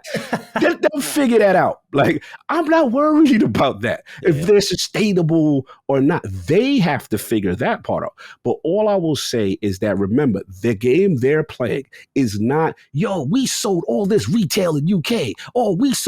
They don't care about that. The minute they made a Series S, a digital-only console, to get you into Game Pass to up a subscription, that's what they care about. That 30 million turning into 100 million, right? And then they could go, okay, Call of Duty. Okay, Take-Two. Now what? You know what I'm saying? Now it's up to them to get there. We don't know if they're going to get there. We can't predict the future. And that's all I was saying. So to me, I don't look at this as this big gotcha moment that everyone's hit me like, yeah, you see, I'm like, that's what's supposed to happen when you have a digital service and subscription, and that's where you want people to be. But maybe it's just me. Maybe I'm not seeing the perils. No, I have a ton of thoughts on this one because I find it so interesting as well, seeing the conversation and where it's gone with Game Pass. I find it very fascinating. This will sound fanboyish, but I promise I don't mean it this way. I find it fascinating we're preying on the downfall of like a really good service that gives us games for a good value. Like, I get the whole people really like the console war, but I find it really fascinating. Like, we're trying to prey on the downfall of a game giving us first party games day one free, like no upcharge. That's where I want to start. To me, like, they should be losing money. They've said they aren't, but they should be losing money on Game Pass because they're trying to get you in. They're in the get you in phase, right? When Netflix was in the get you in phase, right? Netflix was popping off. And it wasn't until later on that they had to figure out a lot of their speed bumps. And I think they've gotten some of those figured out. But for a while, Netflix was just get them in, give them high quality content, low price. It's unbelievable. And we've seen how they've steadily crept that price up over time. Make no mistake. We've said it here on Define and Duke before. Game Pass will do the same. Game Pass will eventually start to creep up. Right now, they're staying firm at 15, but they're preparing you, right? Phil said, can't stay forever. Talking about the financials of the service and the program and everything. So that service will steadily start to climb. Make no mistake about it. So that's really the answer there, Jamin, is like, we already know it's going to climb. Not just to excuse it away. Of course, then you have to revalue it for yourself. Like, all right, it went up $5. Is $20 a month still worth it for me for Ultimate? That's up to you depending on how much you play. We see lots of write-ins end with like, I have 5 games downloaded from Game Pass and I only got time for one kind of day. Like we get those types of write-ins. So it depends how much you want to bathe in games, how much time you have for it. And that's always going to be up to the person. But what I'm seeing as someone who, again, is funding a game, and I think that's really important context here, is a lot of people don't understand how games are paid for. So it's like, it's all right now coming out of my pocket. It's made my life really stressful, but I don't give a shit because I want this thing to be a reality and I believe in it completely. But we're in the process now. We're about a year and 2 months into like development, right? Like we were like previs, concepting, going over design, committing, year and change into development. We're starting to pitch to people now. We're like, okay, we got something. Let's see what people are thinking about this. Right now, we're early. We're not like sitting here like foolishly optimistic going like, oh, think we're going to get a bag right now. Just let's check the temperature. Let's see. Like we got something to show. Let's see. There's multiple ways you can get your game funded. And the reason that's important is because development costs are the money you're trying to make back. So when you strike a deal with certain, like let's say a platform publisher, depending on what the splits are, it could be like 88-12. Depending on what engine you could use, that also chips at your splits, depending on if you're not doing a platform holder or an exclusivity deal. There's so many degrees of nuance to the game funding process beyond here's X amount of dollars. There's ways to achieve that. And some of them are like content funding. Once you hit a certain milestone, we'll give you X amount of dollars. We're just going to check in on you every quarter, make sure you're up to snuff and like, okay, looks good. Here's money. So that's one way. One other way, Game Pass, as we've talked about. Game Pass is a service that can literally, let's say we'll use a flat number. Say you spend $1 million on a game, right? You've just been steadily pulling out of pocket for this. This has been a big investment for you this whole time. Let's say that's what you show up to Xbox and you're like, here's our game. And they go, okay, we really like this. We'll give you $1 million to put this day one on Game Pass. You look at that and you go, that's all the costs recouped now. Everything after is pretty much raw profit. You have officially won now. And if you're in a really good position where like right now, given of course the scale of our team and stuff, like the game we're making by all intents and purposes of staff hiring is like cheap. We're not paying standard industry rates because it's literally coming from me. And so I can only do so much right now. We have people that believe in the project. I'm just trying to be transparent with that process. So like right now, if Game Pass were to pull up and be like, here's $1 million bag, I'd be like, our next couple of games are set. That's it. Like our next couple of games are set. That's the difference maker. If you manage your project right, which is pretty much everything in game development, if you can manage it right, keep your costs low, commit to the right things at the right times, and then get the person to fund you, you can become rich. Literally, that's the God's honest truth. You can become rich off of this. Mm-hmm. And that's where Game Pass thrives for these developers. And that's why you see companies like Take-Two, Activision, like Cog said, Call of Duty, NBA 2K, GTA. They don't fucking need Game Pass. Not in a million years. But someone like No More Robots, who does Descenders and sees their game skyrocket from it, indies, they love it because you get that built-in engagement and you get the guaranteed bag that pulls all the pressure off. Because once you pull the financial, I'll just say this, making this game, I want to say it's been smooth sailing, but like we've done a really good job. I'm really proud of the team. But once the financials came in, it hasn't affected them. It's affected me because I'm the one handling it. I'm like, this part fucking sucks. It is really, really stressful. And the second that goes away, I'm going to be like a different person, man, because it is really like hanging over your head. You're like, who's going to fund us? Who's going to fund us? Who's going to fund us? Is anyone interested? And because it takes so long, like you'll submit your game, man, and like you'll hear back a month and a half later and be like, no. And it's like, yo, okay. You learn the hard way, man. So fortunately for us, it's not like a roadblock. We're in a pretty advantageous position right now. But it is a reality where it's like, this is where Game Pass thrives. It is truly, as Xbox's response said, like an alternate monetization option. And especially if you've got the right kind of game fit for Game Pass, like you're a multiplayer game and you cover your dev fees and then you launch in Game Pass and you get the microtransactions afterwards, you're sitting pretty, man. You're sitting really pretty. So yeah, like that's the part I really wanted to get into is like people Preach. don't consider the funding of the games, and a Game Pass deal, if they like your game enough, can fund your next game. So now the Bro. pressure's off. And if your game's already funded and you're in a good spot, like you've just made a ton of money in general. Bro. So people need to be aware of that stuff. That like, yes, obviously when you drop a game day one into Game Pass, people are going to try it before they buy it. That's the mentality. That's the whole part of the service. But I think the reason this is important is Xbox speaks in player metrics constantly. Right. And that speaks to these developers. This, as you know, it works like, say, YouTube videos, Cog. Like you make a video, you spend a lot of time on it, you put it out there, 4,000 views. You're like, man, like I put a lot of time into this. No one really saw this, that I wanted to see this. So feels like lost effort. You kind of guarantee not only are you going to get your money, but that more importantly for the creatives, people are going to get to see the thing you spent 4 or 5 years on. And that's important too. So there's a way it's weighed out very differently on the creative end. And obviously I'm still learning more about this. It's my first time funding a game. So I'll probably have more to share on this at a later time when I can. But the reality is that these deals are struck very differently from the rest of the industry, and games are funded differently now.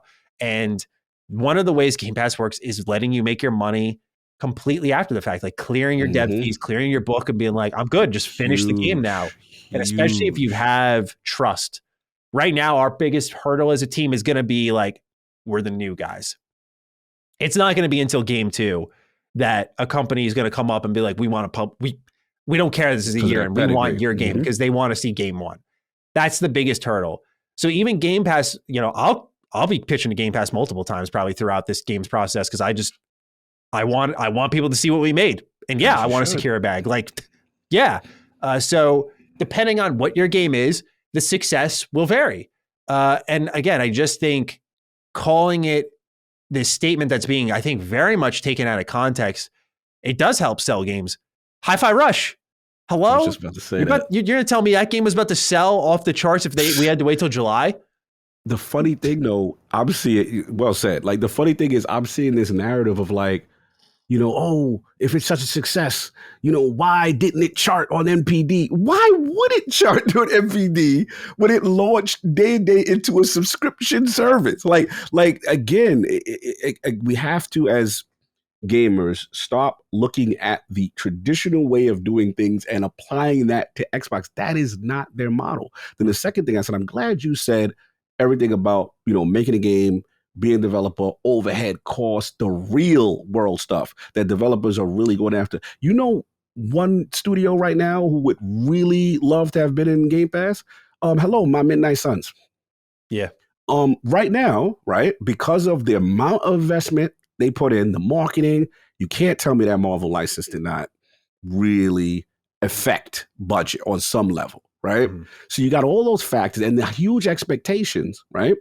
Now you see the price reduction, right? Already. So that's an indication this early in the cycle. That game came out December, 2-3 months. We've already seen the price. That means they did not hit their targets, right? Now you start to worry about, this is the part nobody talks about. This is pissing me off with gamers. Get a little emotional, Carl. Is that when these joints don't hit the amount of investment they got to put in, and if it doesn't hit, you're out of there. There is a chance, I don't want to put this negative energy out there, right? That I don't get my beloved XCOM 3. They get spun off. Studios get shut down, right? And this is where the prospect of Game Pass existing helps.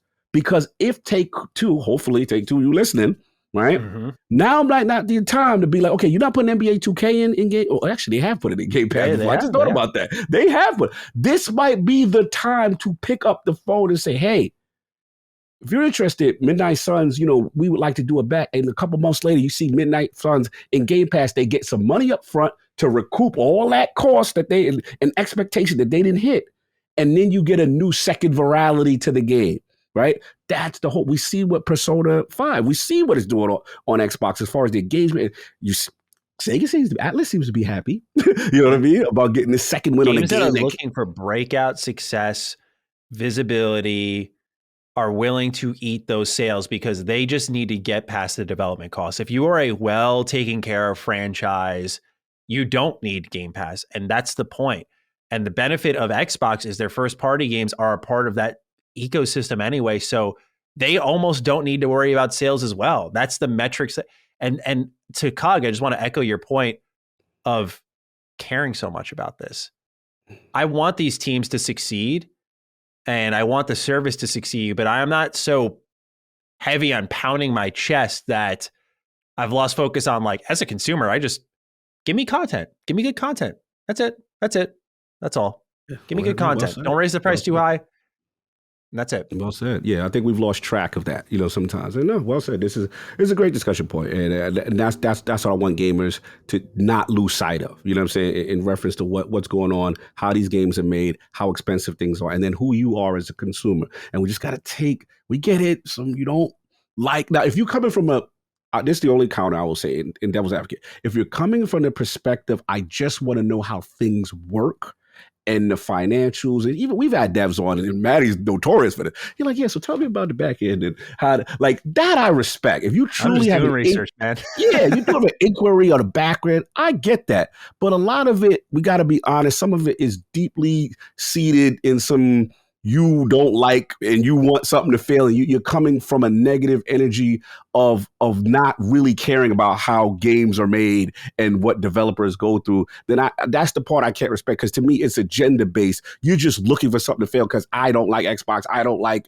this, and then that's that agenda. But if you care about games and you care about developers actually being able to create the stuff that you love, then you should be paying attention to when they actually say, yo, if it wasn't for this, I don't know where we'd be. Because even Bethesda, our beloved Bethesda, was in that situation before. So is it perfect? No. Is it? There's still questions, the things that we need to get answers from Xbox because they don't give us all the numbers? Absolutely. That is fair. But this other energy that I'm seeing, we got to be careful. If you care about games.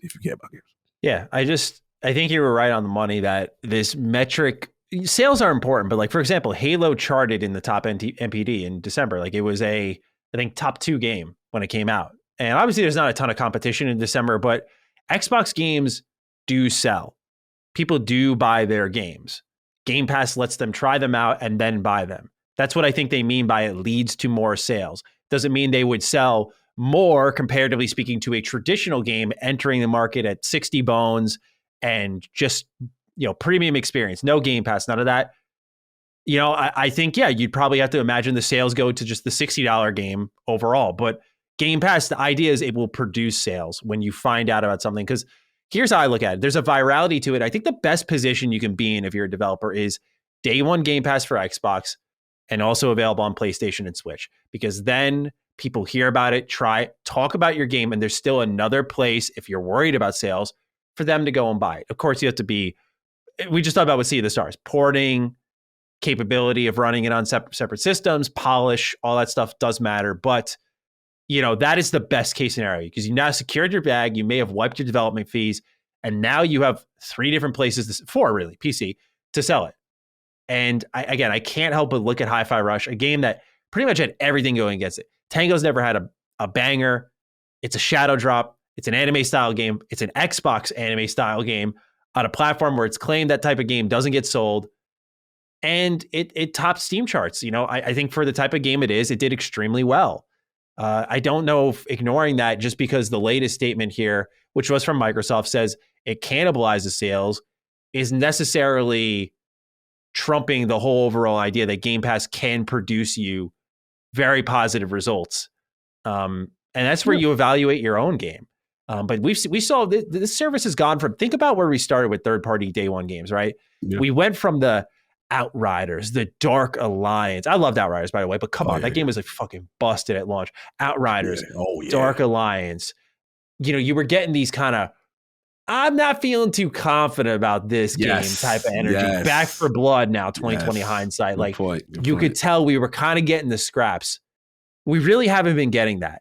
Think about what we've got recently and what's coming our way. Atomic Heart. We got Plague Tale Requiem, a literal game of the year contender. Come on. The game is so different now. And again, it always comes back to dev fees. Always, always, always. If you can wipe those dev fees, it's raw profit from there. And because if you ship a game, then likely you can find someone else who will invest in you. It's just about clearing the dev fees and just getting As Colin has said, by the way, Mhm. just getting to the next game.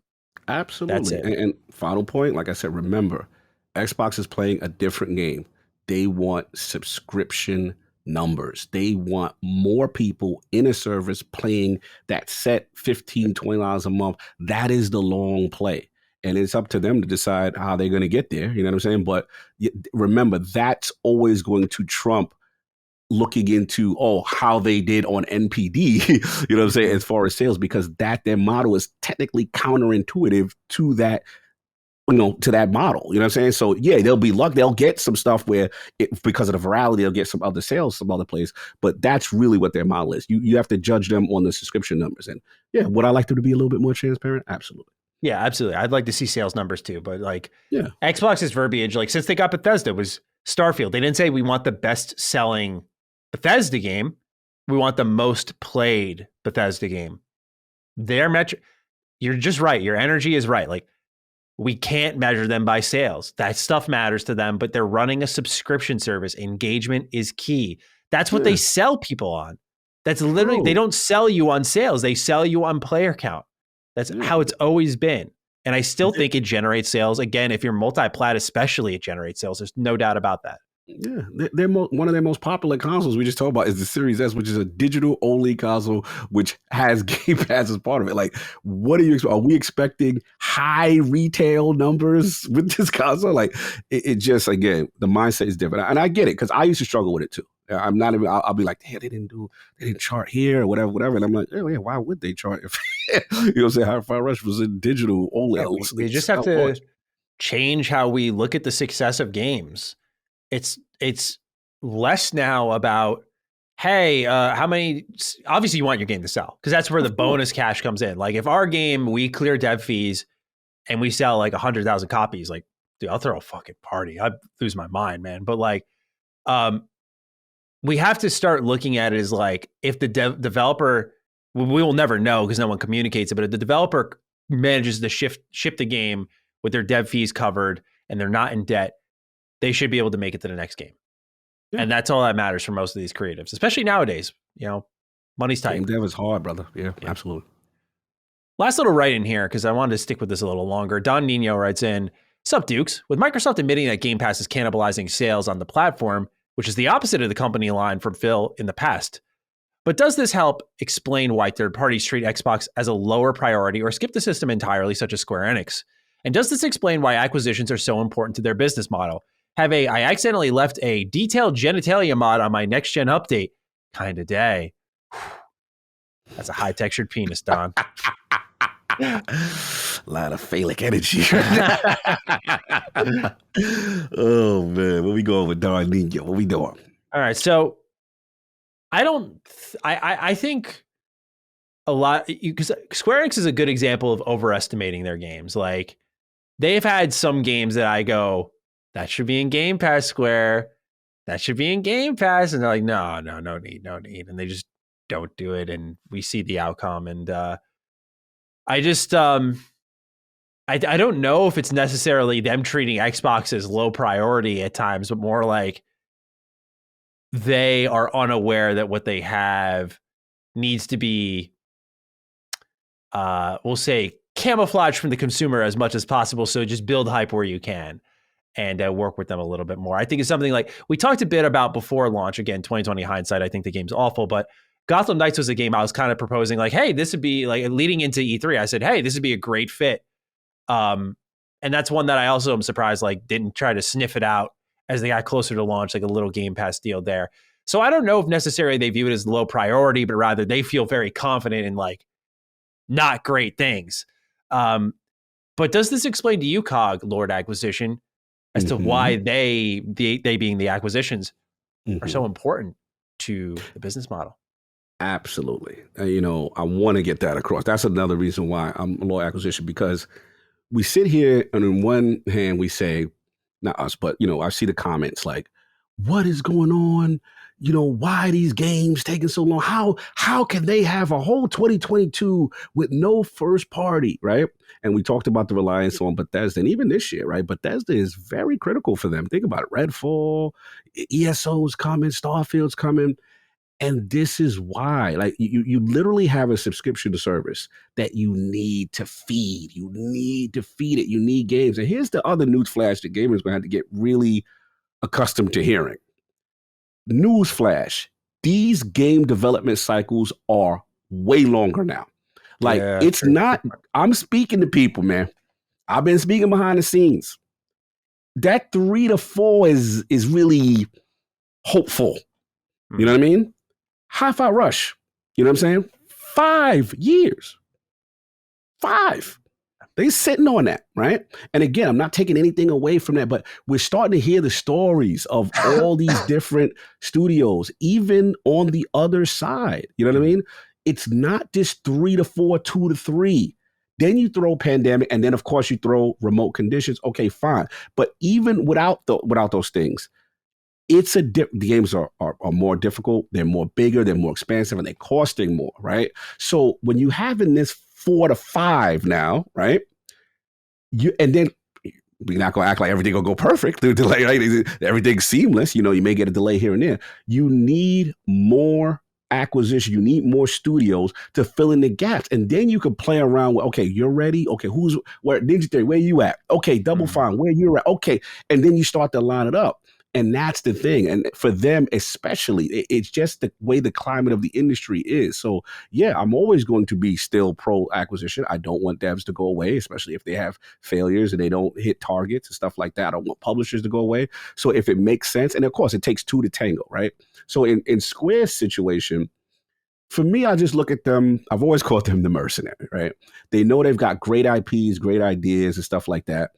I do think there is a part of them that, they very highly value some of the things they have, sometimes to the point of detriment where we start to see them say, yo, we didn't hit our sales target. These expectations were very low. You start to see that talk. Then you start to see the spin-off talk, right? We just spun off, you know what I'm saying? Some joints, what is it, the Embracer and stuff like that. So, I mean, no, that was Crystal. That was Crystal. But my main thing is you're starting to see right now that in this industry, there's a lot of risk. And I just think that with them, they're looking at things like, okay, let's maybe go safe. Let's go with the higher platform. Let's take some marketing money. Let's do this stuff with maybe PlayStation and Nintendo and Xbox.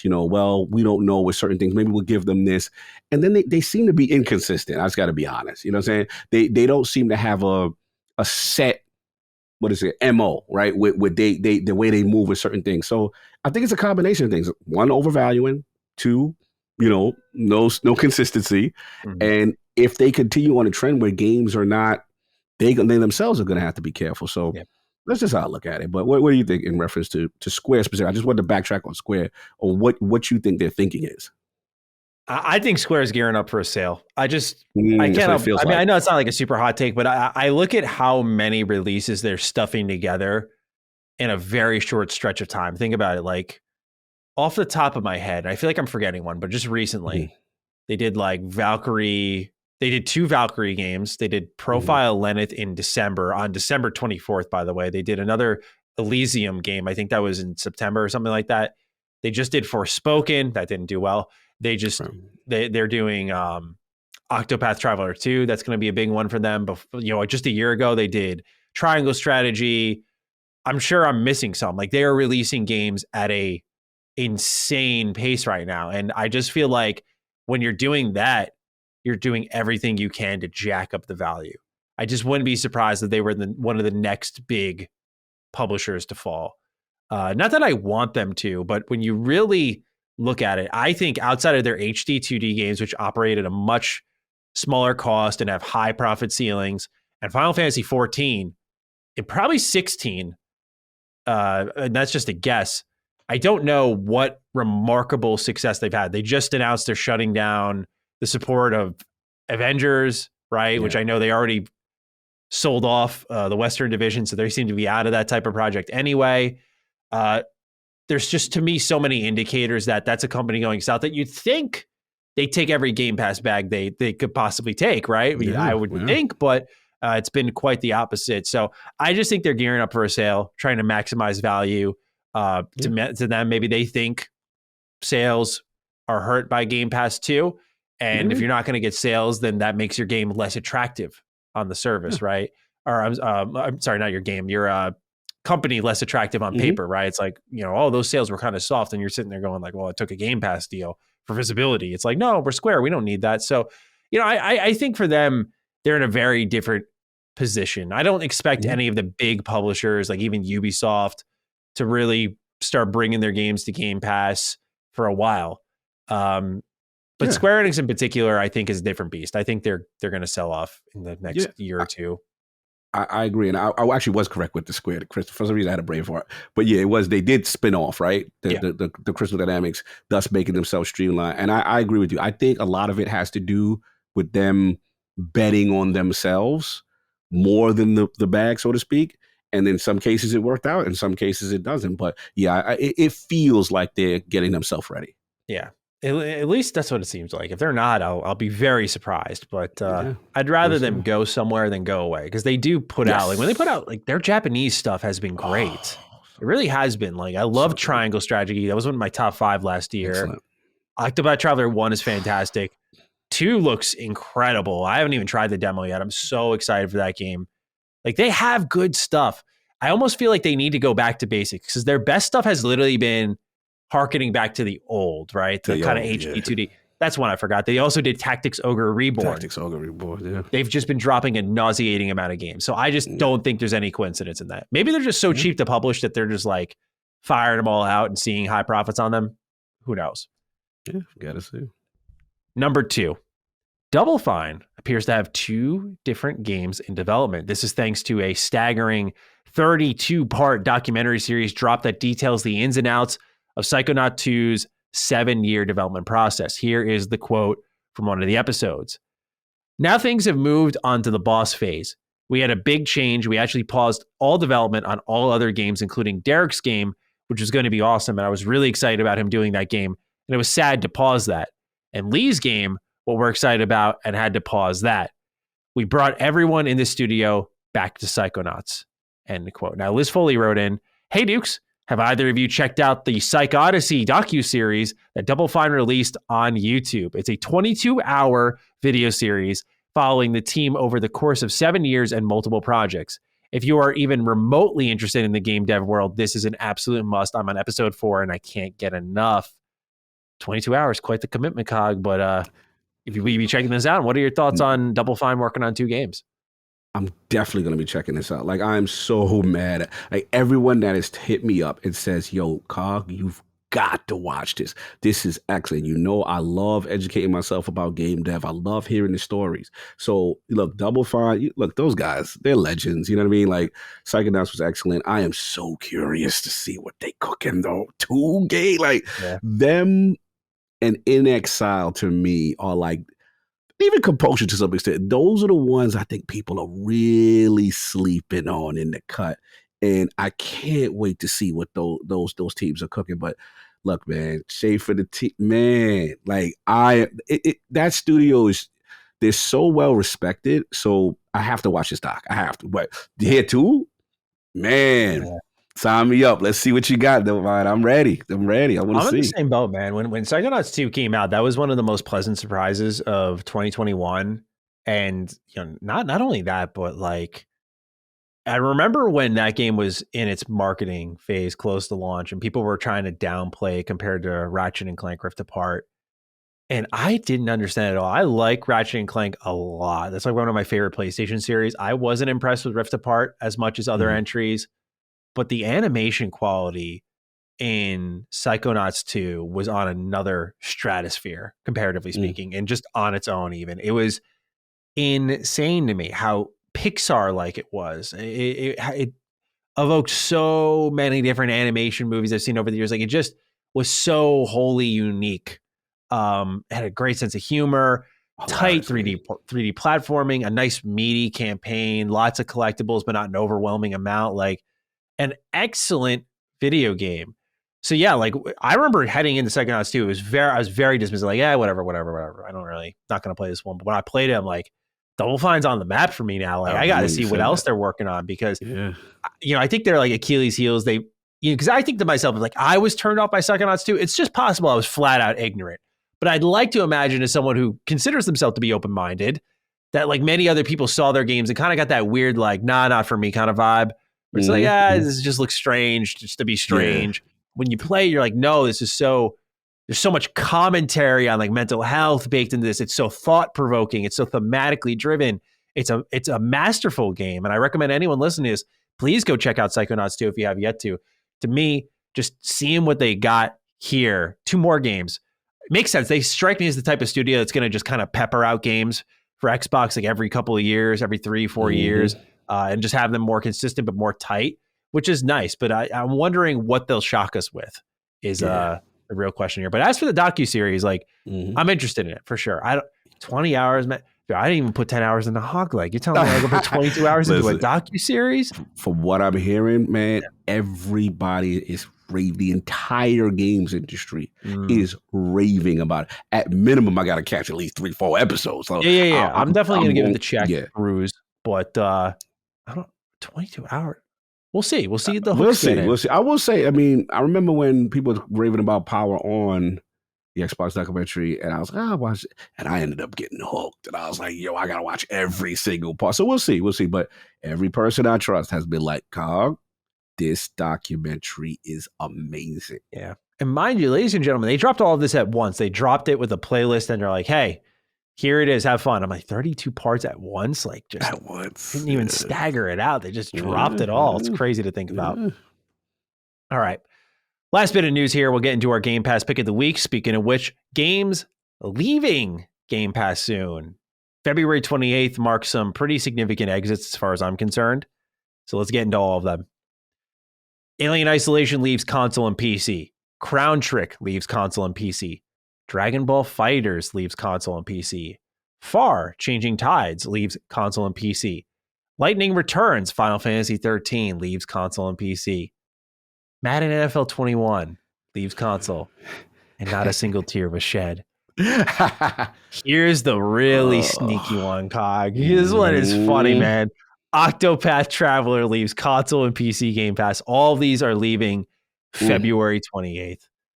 Man. Whew. Square just twisting the knife. You're like, no, and you don't get it on Game Pass. That's right.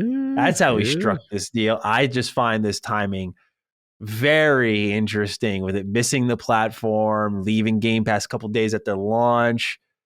Very interesting. Sir, what is your take on what's leaving Game Pass?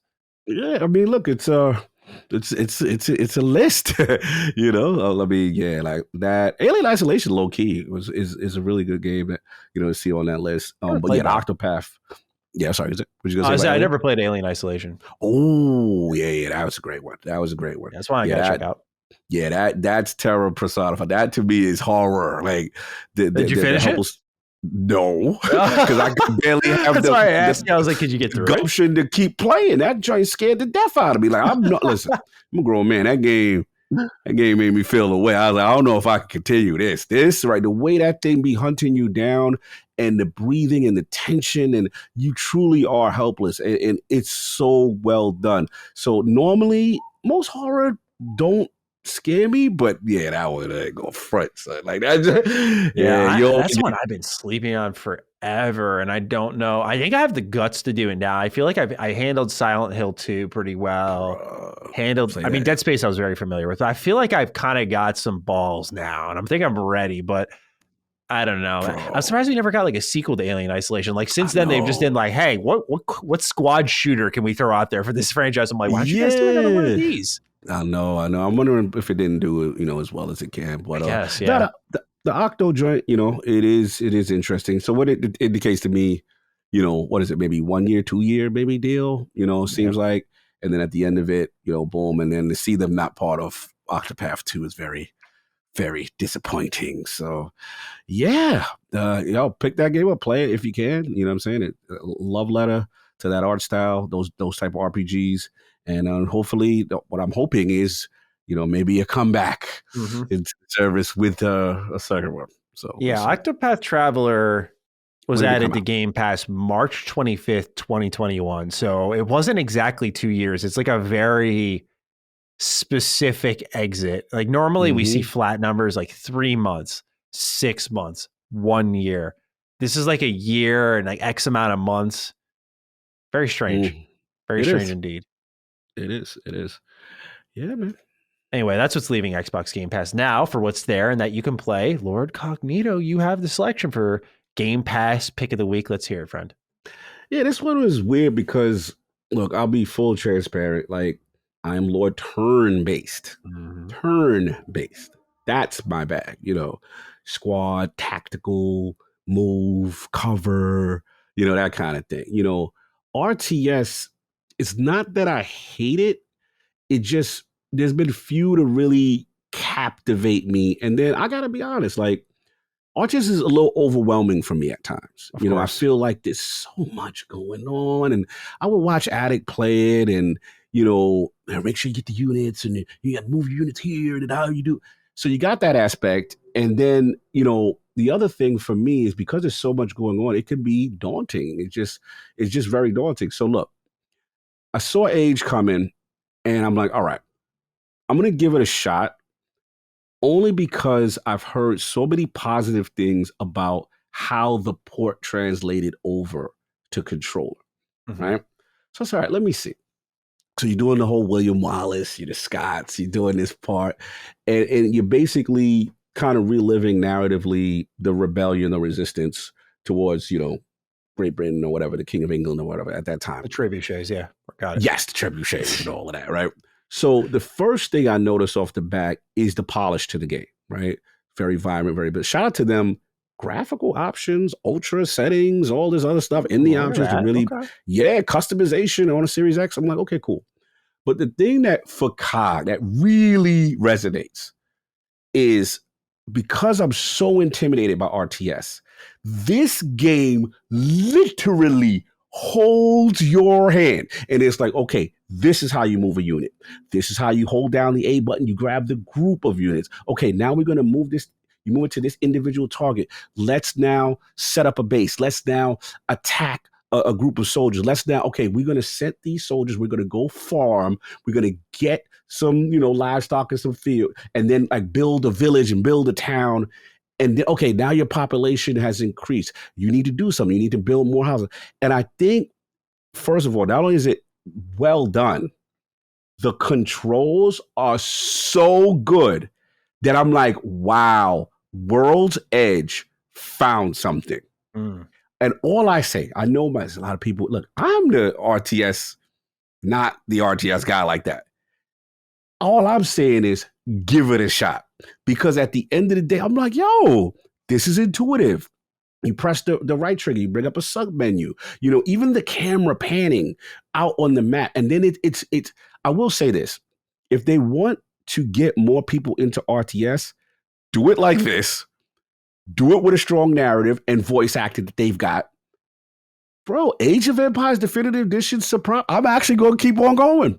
I'm actually going to keep on going. I am very impressed with the way this port is handled. And dare I say, the best controller console port. Maybe they figured the formula out better than anybody. Even Halo Wars, which wasn't like super difficult and it was okay as far as control.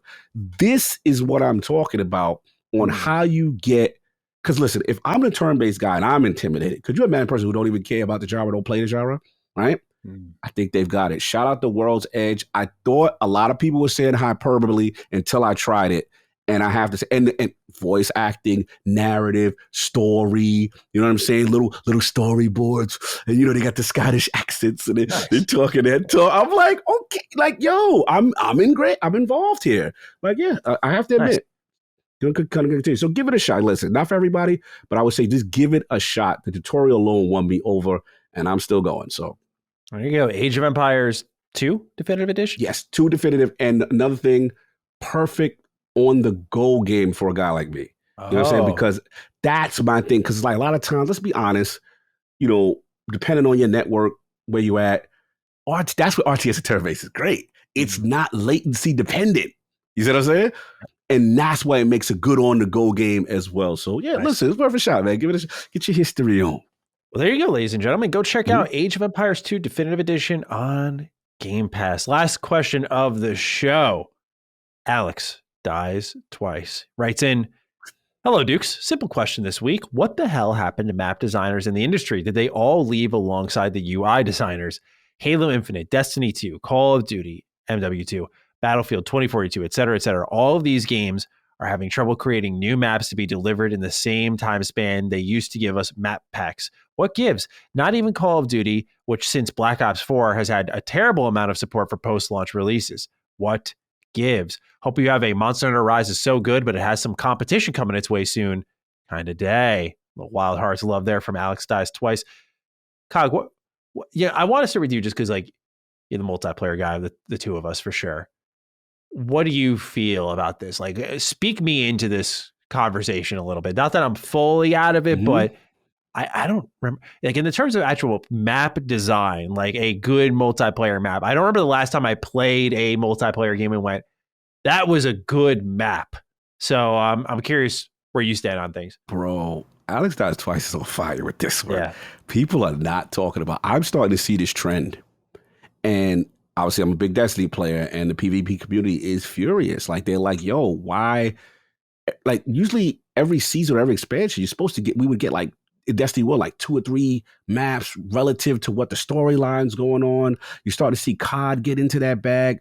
Something has happened. My guess, even though I have no factual information on this, but my guess is that now that Battle Royale has taken off and you've got that one central map, right? And everything is kind of going off that live service, something's happened. There's been some shift. And resources wise, they're taking extremely long to develop. I think the live service Battle Royale may be playing into this. We're not seeing a lot of maps, and when they come, some of them ain't good. They're not well designed. They're not thought, or they're very mode specific. Yeah. Right. It's good for this mode. Yeah. Right. So that's what I'm starting to see. I'm starting to see the era of the multiplayer. I mean, look, we got Halo Infinite. We say that. That's another thing, but that's another more of a live service model. But I'm starting to see this trend across all games. We're not seeing that. I remember the era, like he's saying, yo, Map Pack 2 is coming out. They're going to infuse all this other stuff. And then maybe the other last point, I'm just, now that I'm kind of talking myself to it, is that at least with like the Call of Duty games, another reason why I think they're stopping and not doing them as frequent as there is because what has happened is that player segmentation. So it's like, yeah, Map Pack 2 came out, but if you ain't buy the season pass or the DLC, now only this small amount of the community has it, and the rest are playing on this, right? Right. So you got that aspect, and I think that there's also the financial aspect maybe playing into that. And they're like, you know what? It may not be worth it to develop a map pack where only a percentage of our user base or player base is going to actually be on it. So you have that, and thus the free to play model and all that stuff. So this is a good call out. This is a good flag. I am starting to see a trend with maps and new maps being less and less prominent in the industry. And it is concerning to me because, yeah, that's what makes the longevity of the game to me, you know, if you care about PvP. 100%. It reminds me of fighting games. Like that's where I think about it sometimes. Like you get the new fighters, but you never get the new stages. You know, you get the new weapons or characters in these maps, but you never get the new place to play. And I think you're on the money with like the focus being one map type games, right? The battle royale and whatnot, because then it's like dozens of maps in one map, which is kind of cool.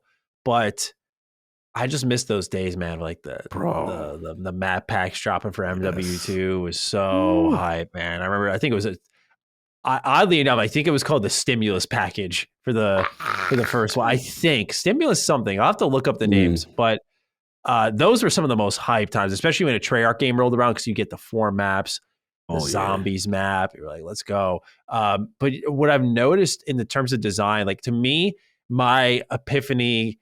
I had that when I think it was Infinite Warfare, and I was playing it, and these maps were just like all over. Like normally there's a staple to the design of like make a shape of some kind, like make an H and have these intersecting alleyways, or make the 3 pathways and have them intersect, something along those lines. But like when I was playing Infinite Warfare, I'm like, you can run up on that wall, but not that wall. You can wrap around the map here, but not over there. It's just everyone's everywhere, and the spawns get screwed, man. It's like why I've fallen out of multiplayer gaming. I was like, it just never got better. Like you just got worse maps. The spawns never got better. Like I just spawn, die. I'm like, this sucks. This sucks. I can't even shoot the gun. But I don't know if that's the case with Destiny 2, for example, but it's just, to me, like why I think I soured on it. I'm like, this, to me, single player games, I think brought me in, not because I just have a preference, but they progressively got better and more impressive. I'm like, multiplayer still has the same age-old design problems, latency issues that it's had for decades now.